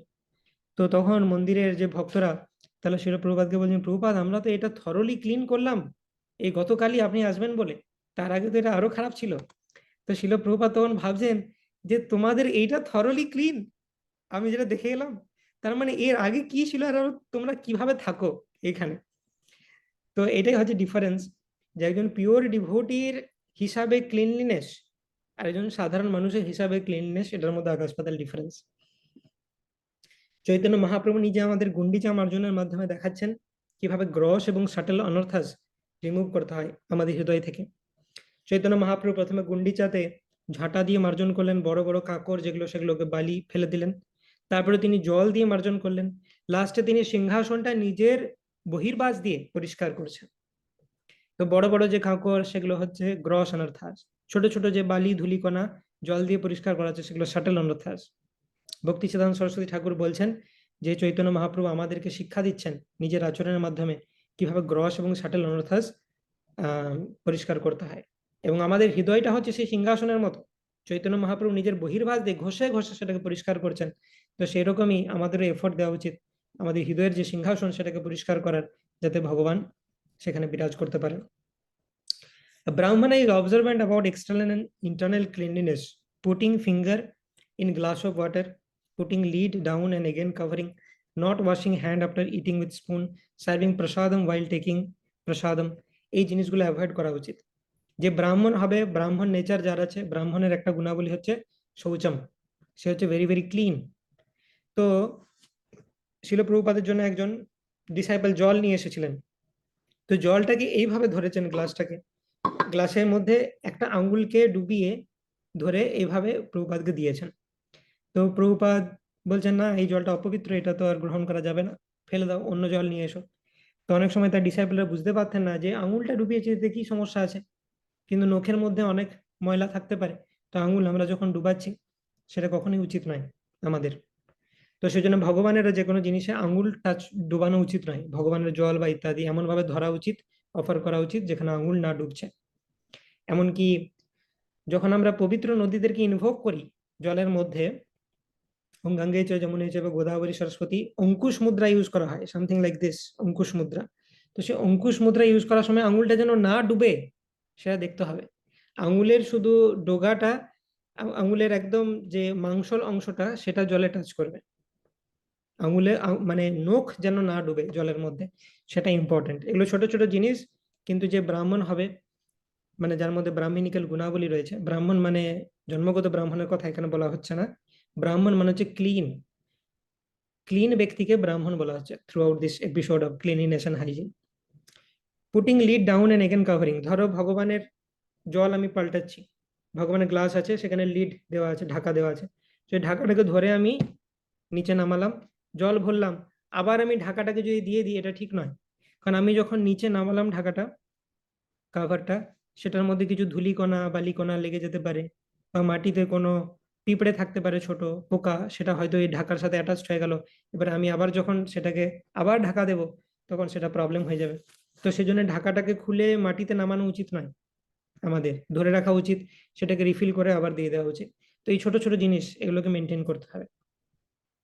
Not washing hand after eating with spoon, অনেকে মনে করে আমি তো চামচে করে খেয়েছি, হাত ধোয়ার কি দরকার। নো, চামচে করে খেলেও হাত ধুতে হবে। কারণ চামচটা অপবিত্র হয়েছে, মুখের সাথে ডাইরেক্ট টাচ করছে, সেই চামচকে আমি ধরে আছি, তার মানে ডান হাতটা অপবিত্র, তো আমাকে ধুতে হবে। এবারে কেউ বলতে পারে তার ডান হাতের সাথে পুরো বডিটা লেগে আছে, পুরো বডিটা অপবিত্র, স্নান করে নাও। সেটার কথা বলা হচ্ছে না, যতটুকু প্র্যাকটিক্যালি করা সম্ভব। অতিরিক্ত লজিক লাগানোটা ঠিক নয়। যেমন সব পোর্শন গুলোকে আলাদা আলাদা কনসিডার করা হচ্ছে। বাঁ হাত ইজ ডিফারেন্ট ফ্রম ডান হাত, ডান হাতটা কন্টামিনেটেড হয়েছে হয়েছে, বাঁ হাতটাকে কেন করবো আমি? ঠিক আছে। তো আইডিয়ালি হ্যাঁ, তুমি স্নান করতে পারলে ভালো, দাপর যুগের ক্লিননেসের স্ট্যান্ডার্ড অনুসারে তুমি স্নান করো, কিন্তু that is not practical for কলিযুগ। তো সেজন্য অ্যাটলিস্ট যতটুকু ক্লিন করতে পারি আমরা, সেটা করা যেতে পারে। ইন্টারনাল ক্লিননেস এবং এক্সটার্নাল ক্লিননেস দুটোকেই আমাদের মেনটেন করা উচিত। ইন্টারনাল ক্লিননেস কিভাবে মেনটেন করবো, ভেতরটাকে কিভাবে পবিত্র করবো? ভেতরটা তো স্নান করানো যাবে না, বাইরে আমরা স্নান করতে পারি। ভেতর কি করব? ভেতরে পবিত্রতার জন্য চ্যান্টিং মহামন্ত্র, হরে কৃষ্ণ মহামন্ত্র জপ, প্রভুপাদের গ্রন্থ পাঠ, বৈষ্ণবদের কাছ থেকে শ্রবণ, সাধু সঙ্গ, ভগবানের বিগ্রহ অর্চন, এগুলোর মাধ্যমে আমাদের অন্তরের যে পবিত্রতা সেটা মেনটেন হবে। আর এক্সটার্নালি আমাদের বডিকে ক্লিন রাখার জন্য কি করতে হবে? আমাদেরকে স্নান করতে হবে। তো এটা আমরা আগে আলোচনা করেছি যে প্রথমে স্টমাক ক্লিয়ার করতে হবে, তারপর ব্রাশ, তারপর স্নান, এটা হচ্ছে বিভিন্ন অর্ডার। এবং স্নান করার সময় এক্সটার্নাল ক্লিননেস বা স্নান করার সময় কিছু রুলস এন্ড রেগুলেশনস আছে, যেটা এই বৈষ্ণব মেডিকেলে ম্যানুয়ালসে লেখা নেই, কিন্তু from my practical experience of voice, সেখানে রাধেশ্যাম প্রভু যে ইনস্ট্রাকশন দিতেন আমার সিনিয়রদের কাছ থেকে যেটা শুনেছি তার বেসিসে, স্নান করার সময় দুটো টাওয়েল মেনটেন করা উচিত, একটা কন্টামিনেটেড, একটা ফ্রেশ। তো বেসিক্যালি যখন আমরা মলত্যাগ করছি তখন একটা টাওয়েল পরে আমাদের যাওয়া উচিত। ল্যাবরেটরি রুম আর বেদিং রুম সেপারেট হওয়া উচিত, মানে যেখানে মলত্যাগ করার স্থান আর স্নানের স্থান আলাদা। মলত্যাগ করার স্থানে যখন আমি যাচ্ছি তখন আমার একটা গামছা পরে যাওয়া উচিত, আর এটা গামছা স্নান করার যে স্থান সেখানে তুলে রাখা উচিত, ফ্রেশ গামছা। ভালো করে বুঝতে হবে, ইনিশিয়ালি দুটোই ফ্রেশ গামছা, ফ্রেশ গামছাটা আমি স্নান করার স্থানে তুলে রাখলাম, আর একটা গামছা পরে আমি মলত্যাগের স্থানে গেলাম। মলত্যাগ করার পর সেই গামছাটা পরে আমি যখন আমি আসছি স্নান করার স্থানে, ওই গামছাটা অলরেডি অপবিত্র হয়ে গেছে, যেটা আমি পরে আছি। আমি স্নান করব সেই অপবিত্র গামছাটা পরে। স্নান করার সময় কখনো নেকেড হয়ে স্নান করা উচিত নয় শাস্ত্র মতে। শাস্ত্র বলছে তোমার নিজেও নিজেকে নেকেড দেখা উচিত নয় কখনো। যদি সেটা তুমি করতে আরম্ভ করো, তো সেখান থেকে পাগলামি স্টার্ট হতে পারে, তোমার ব্রেন অন্যদিকে এফেক্টেড হতে পারে। নিজেও নিজেকে কখনো যেন আমি নেকেড না দেখি। তো সেই অপবিত্র গামছা যেটা পরে মলত্যাগ করেছিলাম সেটা পরে আমার পরে থেকে স্নান করা উচিত, ওই গামছা পরা অবস্থাতে আমার জল ঢালা উচিত। তো আমি যখন স্নান করে নিলাম, গা মুছে নিলাম ফ্রেশ গামছা দিয়ে। স্নান করার ফলে আমি ইউজ করেছি, যেহেতু আমি মলত্যাগ করে আসছি, নিশ্চয়ই আমি সাবান ইউজ করব। তো সাবান জল সেই গামছার মধ্যে দিয়েও যাচ্ছে, সেটা পবিত্র হয়ে যাচ্ছে। তো যে পবিত্র গামছাটা আমি তুলে রেখেছিলাম ফ্রেশ, সেটা দিয়ে গা মুছে নিলাম, এবং আমি চেঞ্জ করে নিলাম গামছাটা। যে অপবিত্র গামছাটা পরেছিলাম সেটা খুলে ফেলে নতুন যেটা দিয়ে আমি গা মুছলাম সেই গামছাটা পরে নেওয়া উচিত। এখন যে অপবিত্র গামছাটা খুলে ফেললাম সেটাকে আরেকবার ভালো করে জল দিয়ে সাবান দিয়ে ধুয়ে নেওয়া উচিত, দিয়ে দুটো গামছাই ড্রেস পরার পর শুকাতে দেওয়া উচিত। This is the complete procedure for taking bath as per VOICE standards. তো সেটা আমাদের ফলো করা উচিত। এবং maintain cleanliness in room, temple, hall, deity room, kitchen, clean right away. তো যে কোনো জায়গাতে আমি আমার নিজের রুমে আছি সেটাকে ক্লিন রাখা উচিত, মন্দিরে আছি তো temple room, deity room, kitchen সব একদম স্পটলেস ক্লিন রাখা উচিত, এবং তৎক্ষণাৎ পরিষ্কার করা উচিত। এই সম্বন্ধে একটা ছোট্ট পাস টাইম। একবার রাধানাথ স্বামী মহারাজ এবং ভক্তিচারু স্বামী মহারাজ দুজনে হেঁটে যাচ্ছিলেন মন্দিরে, কোনো একটা মন্দিরে। তো সেখানে ভক্তিচরণ গোস্বামী মহারাজ হঠাৎ দাঁড়িয়ে গেলেন, কারণ সামনে কিছুটা জায়গায় একটা খিচুড়ি পড়েছিল, প্রসাদ। মানে কেউ হয়তো প্রসাদ পেয়েছে, কিছুটা স্পিল করেছে, সেখানে পড়েছিল কিছুটা খিচুড়ি প্রসাদ। তো ভক্তিচরণ মহারাজ তিনি থেমে গেলেন, পা দিচ্ছি দীপ দেবেন না তিনি সেটাতে। ভক্তিচরণ মহারাজ ইজ পারফেক্ট ইন বৈষ্ণব এটিকেট।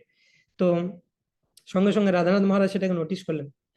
তো রাধানাথ মহারাজ গৌরাঙ্গ প্রভুকে ডেকে পাঠালেন, দিয়ে বললেন কি ব্যাপার, এটা এখানে পড়ে আছে কেন, ইমিডিয়েটলি পরিষ্কার করো।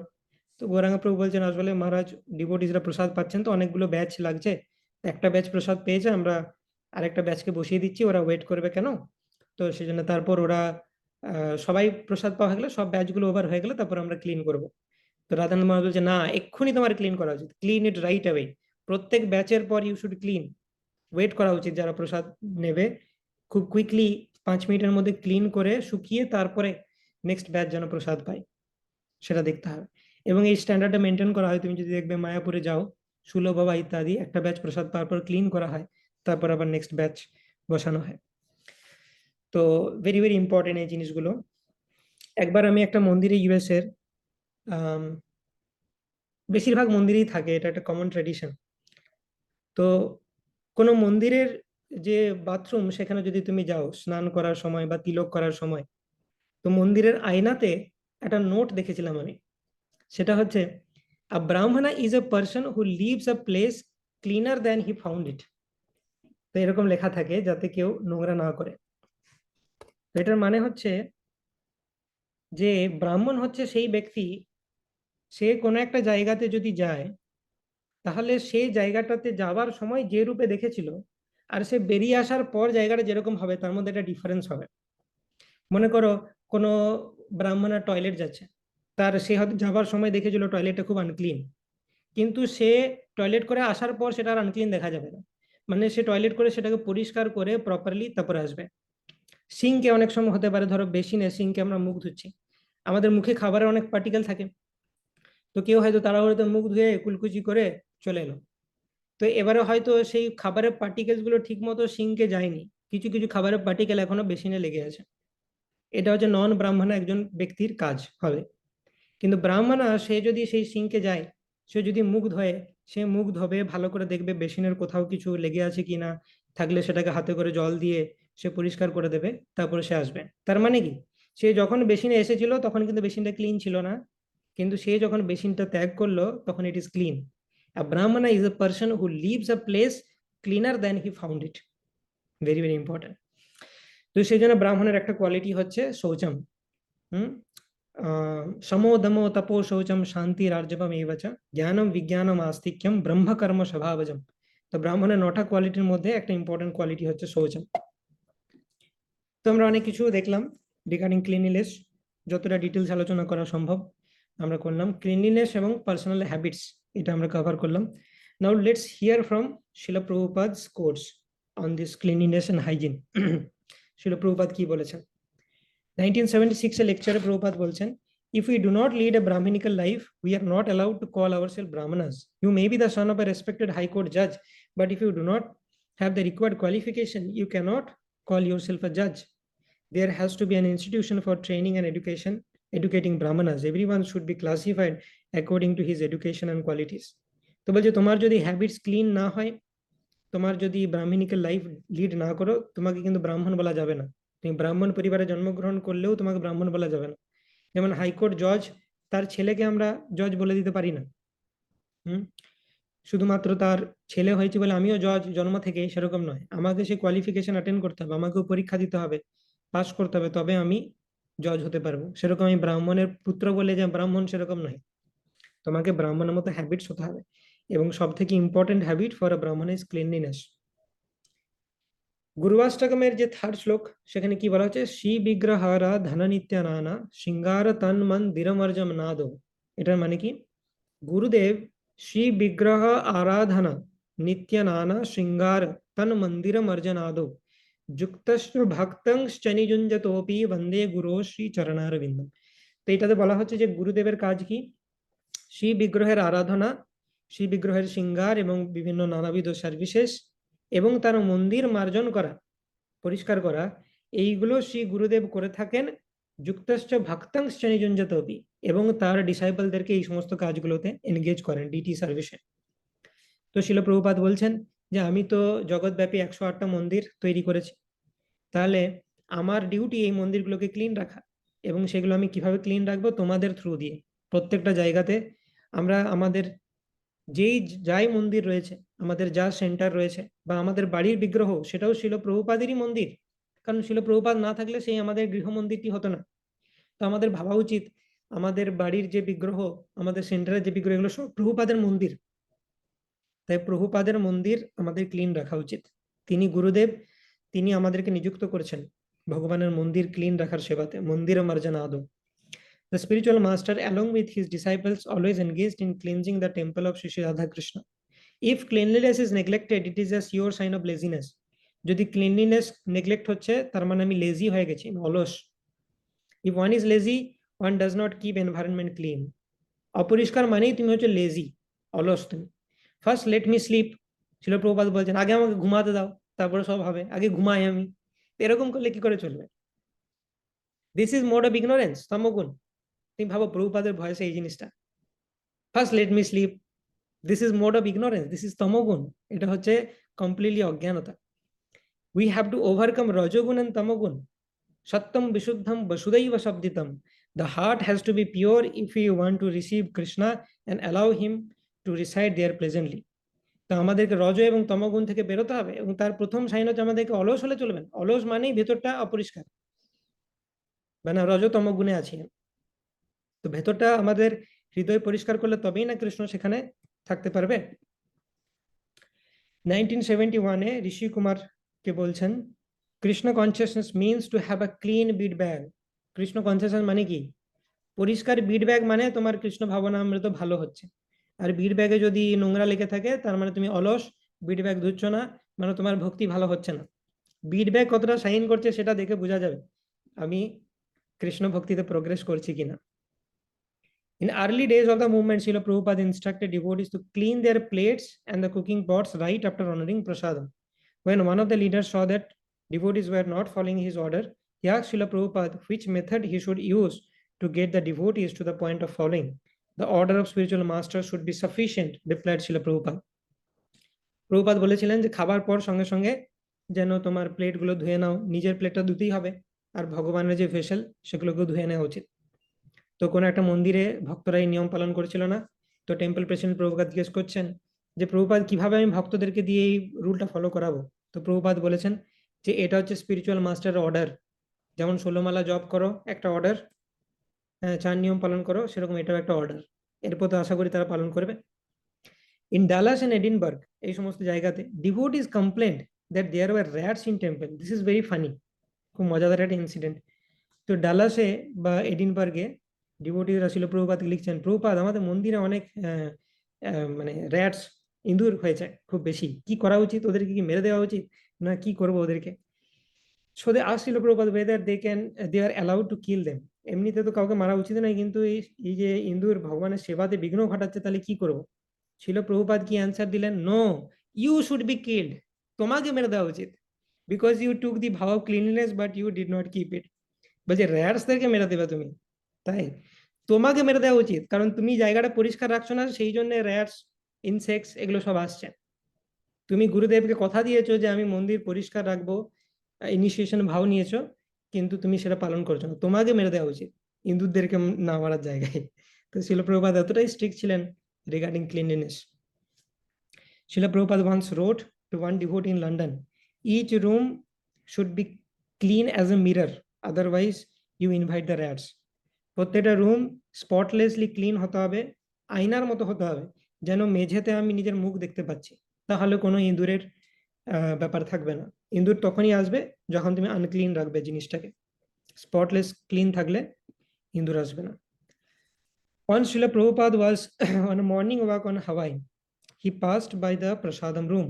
Seeing him, the devotees were in so much ecstatic that they dropped everything and ran after Prabhupada. His divine grace led everyone on the compound and then returned to the temple room. Soon later, Guru Kripa complained to Prabhupada about the leftover prasadam and the unclean prasadam room, and also mentioned how he had difficulties to bring devotees to the point of cleaning. Srila Prabhupada said, if a devotee does not clean, devotee is not clean, he can go home again and live with his mother. তো একবার কি হয়েছিল, শিল প্রভুপাদকে দেখে ভক্তরা এমনই ecstatic হয়ে গেছিল, তারা প্রসাদ পাচ্ছিল, প্রসাদ পেতে পেতে উঠে প্রভুপাদের সাথে চলে গেল তারা, এবং প্রসাদ সেখানে পড়ে রইল, সেটা আনক্লিন, যে প্রসাদম রুম পুরো একদম আনক্লিন অবস্থাতে পড়ে আছে। পরে গুরু কৃপা প্রভু যখন বললেন প্রভুপাদকে এই ঘটনার কথা, তো প্রভুপাদ বললেন না, এটা একদমই তো অ্যাকসেপ্টেবল নয়। ডিভোটি যদি ক্লিন না হয়, সে বাড়িতে চলে যেতে পারে, তাকে আশ্রমে থাকতে হবে না, বাড়িতে গিয়ে মায়ের কাছ থেকে শিখে আসুক সে, যে কিভাবে নিজেকে ক্লিন করতে হয়। কি বাচ্চা ছেলে যে আমাদেরকে শিখিয়ে দিতে হবে যে প্রসাদ পাওয়ার পর আমি উঠে চলে এলাম, আমাকে সেই জায়গাটা ক্লিন করতে হবে না। তো যাই হোক, শিল প্রভুপাদ খুবই স্ট্রিক্ট ছিলেন ক্লিননেসের ব্যাপারে। when you are clean you are in the spiritual world, Vaikuntha, when you are dirty you are in the material world। তো প্রভুপাদ বলছেন তুমি যদি ক্লিন থাকো তার মানে তুমি স্পিরিচুয়াল ওয়ার্ল্ডে আছো, যদি তুমি ডার্টি তার মানে তুমি মেটেরিয়াল ওয়ার্ল্ডে আছো। এতটাই ডিফারেন্স কনসিয়াসনেসকে পুরো চেঞ্জ করে দিতে পারে। those who do not regularly bath are supposed to be in association with ghosts and crazy creatures। তো বলছেন কেউ যদি রেগুলারলি স্নান না করে তার মানে তোমাকে ভূতে ধরবে খুব শীঘ্রই, চিন্তা করো না, সমস্ত ভূত এবং এভিল স্পিরিট তোমার প্রতি আকর্ষিত হবে। শাস্ত্রে একটা কাহিনী রয়েছে যে একজন রাজা, তিনি একবার ভুল করে আফটার পাসিং ওয়াটার বা মূত্র ত্যাগ করার পর তিনি পায়ে জল দিতে ভুলে গেছিলেন। তো কিছুদিন পর তার মধ্যে ভূত প্রবেশ করে এবং তাকে দিয়ে অনেক রকম অধার্মিক কাজ করিয়ে নিয়েছিল, এরকম একটা পাস টাইম রয়েছে। তো সেই জন্য ইট ইজ ভেরি ইম্পর্টেন্ট যে আমরা এই ক্লিনলিনেস হ্যাবিটগুলো মেনটেন করি। যদি আমরা ক্লিনলিনেস হ্যাবিটগুলো ঠিকঠাক মেনটেন করি, কোনো নেগেটিভ শক্তি আমাদেরকে টাচ করতে পারবে না। ইভেন ইট ইজ ট্রু, যদি ভূত প্রেত ইত্যাদি এরা আনক্লিন ব্যক্তিদেরকে খোঁজে আগে, যে তাদের মধ্যে বেশি প্রবেশ করতে পারে। তো সেজন্য অনেক সময় দেখবো আমরা যদি আনক্লিন থাকি, আমরা এমন কিছু করে বসছি যেটা আমাদের করার কথা নয়, মানে অন্য কোনো নেগেটিভ শক্তি আমাদেরকে ইনফ্লুয়েন্স করছে। কিন্তু আমরা যদি ক্লিন থাকি, আমরা যদি স্পিরিচুয়াল হই, আমরা ভগবানের নাম জপ করছি ভেরি ভেরি ক্লিন, সেই অবস্থাতে যদি আমরা থাকি, তাহলে কিন্তু কোনো নেগেটিভ শক্তি আমাদেরকে টাচ করতে পারবে না এবং কৃষ্ণের অনেক কাছাকাছি থাকবে। তো সেই জন্য আমাদের রেগুলারলি স্নান করা ইজ ভেরি ইম্পর্টেন্ট, শিল প্রভুপাদ শেষ। এবং অনেক সময় সন্ন্যাসীদের ক্ষেত্রে 3 বার, ব্রহ্মচারী গৃহস্থের জন্য অ্যাটলিস্ট 2 বার স্নান করা বেটার। তো অনেককে এরকম বলতে পারে যে স্নান করার সময় আমার প্রবলেম হচ্ছে, তো রাধেশ্যাম প্রভু এর একটা সলিউশন দেন, যে কারো যদি ঠান্ডা লেগে যায় স্নান করলে, ভোরে স্নান করলে বা বারবার স্নান করলে, তো কি করা উচিত, পুরো বডিতে স্নান করার পর লাস্টে মাথায় স্নান করা উচিত, এবং মাথায় স্নান করার পর সঙ্গে সঙ্গে সেটা মুছে নেওয়া উচিত, এবং চুল ছোট রাখা উচিত। তো এই জিনিসগুলো যদি আমরা মেনটেন করি তাহলে ঠান্ডা কম লাগবে, যেটা ভয় শেখানো হতো। বাট এনিওয়ে আমাদের যে কোনো উপায়ে we have to be clean, ঠিক আছে। So this is how we complete our today's topic, cleanliness, hygiene and personal habits. Thank you very much. Hare Krishna. এখন আমরা কিছু কোয়েশ্চেন্স নিতে পারি, চ্যাট বক্সে যদি কিছু এসছে, বা রেজ হ্যান্ড করতে পারো।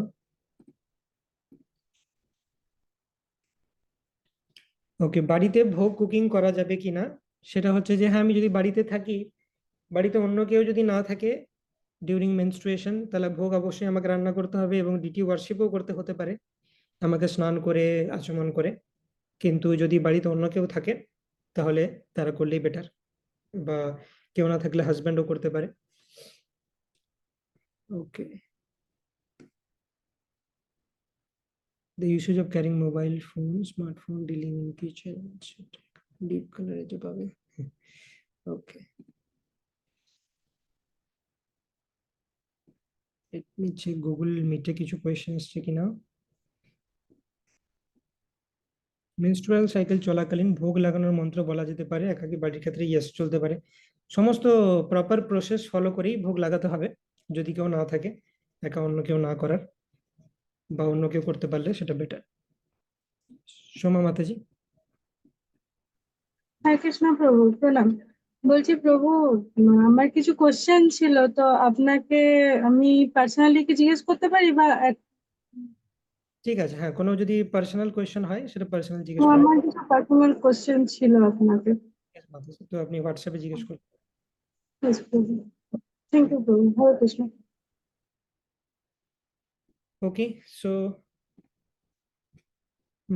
মোবাইলের ইউসেজটা একটু বলবেন ইংলিশের বিষয়ে। তো হ্যাঁ, মোবাইলও আমাদের ঠিকঠাকভাবে ইউজ করা উচিত। যেমন কন্টামিনেটেড প্লেসে আমরা যদি মোবাইলটা নিয়ে যাচ্ছি, সেই মোবাইল নিয়ে আবার আমরা অন্য জায়গায় প্রবেশ করছি, সেগুলো ঠিক নয়। তো সেজন্য দেখতে হবে, আমি যদি কোনো ক্রিমেটোরিয়াম, শ্মশানে বা বাথরুমে এইসব জায়গায় গেলাম, সেই মোবাইলটা নিয়ে আমি ডিটি রুমে প্রবেশ করতে পারি না বা কিচেনে প্রবেশ করতে পারি না। তো বেটার হবে যে কিচেন বা ডিটি রুম এগুলোতে মোবাইলটাকে রেখে যদি আমি আসতে পারি তাহলে বেটার হয়। আর না হলে সেটাকে প্রপারলি ডিসইনফেক্ট করে আমাকে প্রপার স্টেটে নিয়ে আসতে হবে, এবং বেশি ইউজ না করাই ভালো। কারণ এমনিতেও আমাদের consciousness should be to please Krishna, সেখানে বেশি মোবাইল চালানো উচিত নয়। কেউ যদি ম্যানেজমেন্টে থাকে তার হয়তো মোবাইল লাগতে পারে সেই অবস্থাতে, তো তাকে সেইভাবে ডিল করতে হবে। হুম। এসেন্স ইজ যে ডিটি রুম এবং কিচেন, সেগুলোতে এক্সক্লুসিভ পিওরিটি দরকার আছে। তো যে কোনো কিছু যেটাতে আমাদের মনে হচ্ছে অপবিত্রতা ইন্ট্রোডিউস হতে পারে, সেটাকে আমাদের কেয়ারফুলি ডিল করতে হবে। ওকে, কঙ্কনা মাতাজি। হরে কৃষ্ণ প্রভু। হরে প্রভু কৃষ্ণ। এখানে ওই আপনি বললেন বিবেক শক্তি, বিচার শক্তি আর ধারণা শক্তি নষ্ট হয়ে যায়, ওটা 4 নিয়ম পালন না করলেই তো? হ্যাঁ, 4 নিয়ম পালন না করলেই হয়, তার মধ্যে ইলিসিট সেক্সে বিশেষ করে হয়। ইলিসিট সেক্স এইগুলোকে খুব দ্রুত গতিতে নষ্ট করে দেয় যদি কেউ ওই রেগুলেটরি প্রিন্সিপালটা ফলো না করছে। আচ্ছা, আর ওই তপস হচ্ছে দয়া সত্যম, তপটা কিসে হচ্ছে যদি নষ্ট? নিষ্ঠা করি তাহলে তপস্যা ভঙ্গ হয়। তার কারণ হচ্ছে এরকম যে মানব শরীরটা তপস্যার জন্য, অর্থাৎ আমি কিছু কষ্ট করব, তপস্যা অস্টেরিটি নিয়ে আমি একটা অডিও দিয়েছিলাম খুব ডিটেলসে। তো তপস্যা মানে হচ্ছে আমি কোনো হায়ার পারপাসের জন্য, কৃষ্ণের জন্য, ভগবানের জন্য কিছু ইনকনভিনিয়েন্সকে স্বীকার করছি। যেমন রেগুলেটরি প্রিন্সিপাল ফলো করা, এটা একটা অস্টেরিটি। যেমন আমরা যদি meet eating, gambling, intoxication, illicit sex এগুলোর থেকে নিজেকে দূরে রাখি, সেটা হচ্ছে একটা অস্টেরিটি। তো যে কোনো অস্টেরিটি আমরা যখন পালন করছি, বা একাদশী ব্রত পালন করছি, 16 মালা জপ করছি, বহু রুলস এন্ড রেগুলেশনস ফলো করছি, সেগুলো সব অস্টেরিটির মধ্যে পড়ে। তো অস্টেরিটিটা মনুষ্য জীবনে করা উদ্দেশ্য। নেশা যখন আমি করছি, আমি চিপ প্লেজার পেতে চাইছি, নেশা করার মাধ্যমে চিপলি আনন্দ পেতে চাইছি, তো সেটা অস্টেরিটি বা কস্টের প্রিন্সিপালটাকে ভায়োলেট করে, যেটার জন্য হিউম্যান বডিটা দেওয়া হয়েছে আমাদের। হুম। ওকে। হ্যাঁ, থ্যাংক ইউ। হরে কৃষ্ণ। তার একটা কোয়েশ্চেন যে প্রভু বিনা জপের ভক্ত কেমন হবে? তো জেনারেলি কেউ যদি নাম জপ না করছে, তাকে ঠিকঠাক প্রপারলি ভক্তর ক্যাটাগরিতে ফেলা যাবে না। কারণ ভক্তের ফার্স্ট অ্যান্ড ফরমোস্ট কোয়ালিটি হচ্ছে সে নাম জপ করবে। কিছু কিছু সিমটম আছে যেটা থেকে আমরা বলতে পারি যে সে ভক্ত। বৈষ্ণব বা পিওর ডিভোটি সে তো অনেক দূরের কথা, কিন্তু জেনারেলি প্র্যাকটিসিং ডিভোটি আমরা বলতে পারি কাদেরকে, যারা প্র্যাকটিস করছে, ডিভোশনাল প্র্যাকটিস গুলো যে ফলো করছে। সেগুলো কি কি? সাধু সঙ্গ, নাম কীর্তন, ভাগবত শ্রবণ, মথুরাবাস শ্রীমূর্তিরা শ্রদ্ধেয়া সেবন। সাধু সঙ্গ করছে কিনা, মন্দিরে আসছে কিনা, প্রোগ্রামে আসছে কিনা, হরিকথা শুনছে কিনা, নাম কীর্তন করছে কিনা, এবং ভাগবত শ্রবণ করছে কিনা সে, মথুরাবাস মাঝে মধ্যে ধামে যাচ্ছে কিনা, এবং শ্রীমূর্তির শ্রদ্ধা সেবন, ডিটি ওয়ার্শিপ করছে কিনা, এগুলো করলে তাকে একজন প্র্যাকটিসিং ডিভোটি বলা যায়। তো কেউ যদি জব না করছে, তাহলে সে নতুন নিউ কামার, সে হয়তো ইন্টারেস্টেড, তাকে আমরা ইন্সপায়ার করবো যাতে সে জব করে, কিন্তু প্রপার ভক্ত তাকে বলা যাবে না। ওকে। তো কারো যদি আরো কোনো পার্সোনাল কোয়েশ্চেন থাকে, পার্সোনালি জিজ্ঞেস করতে পারো। তো আজকে আমরা এখানে স্টপ করব, নেক্সট ডে আমরা কন্টিনিউ করব with more etiquettes. Thank you very much. Hare Krishna. Vancha kalpatarubhyascha kripa sindhubhyeva cha patitanam pavanebhyo vaishnavebhyo namo namah. अनंत कोटि वैष्णव वृंद की जय। श्रील प्रभुपाद की जय।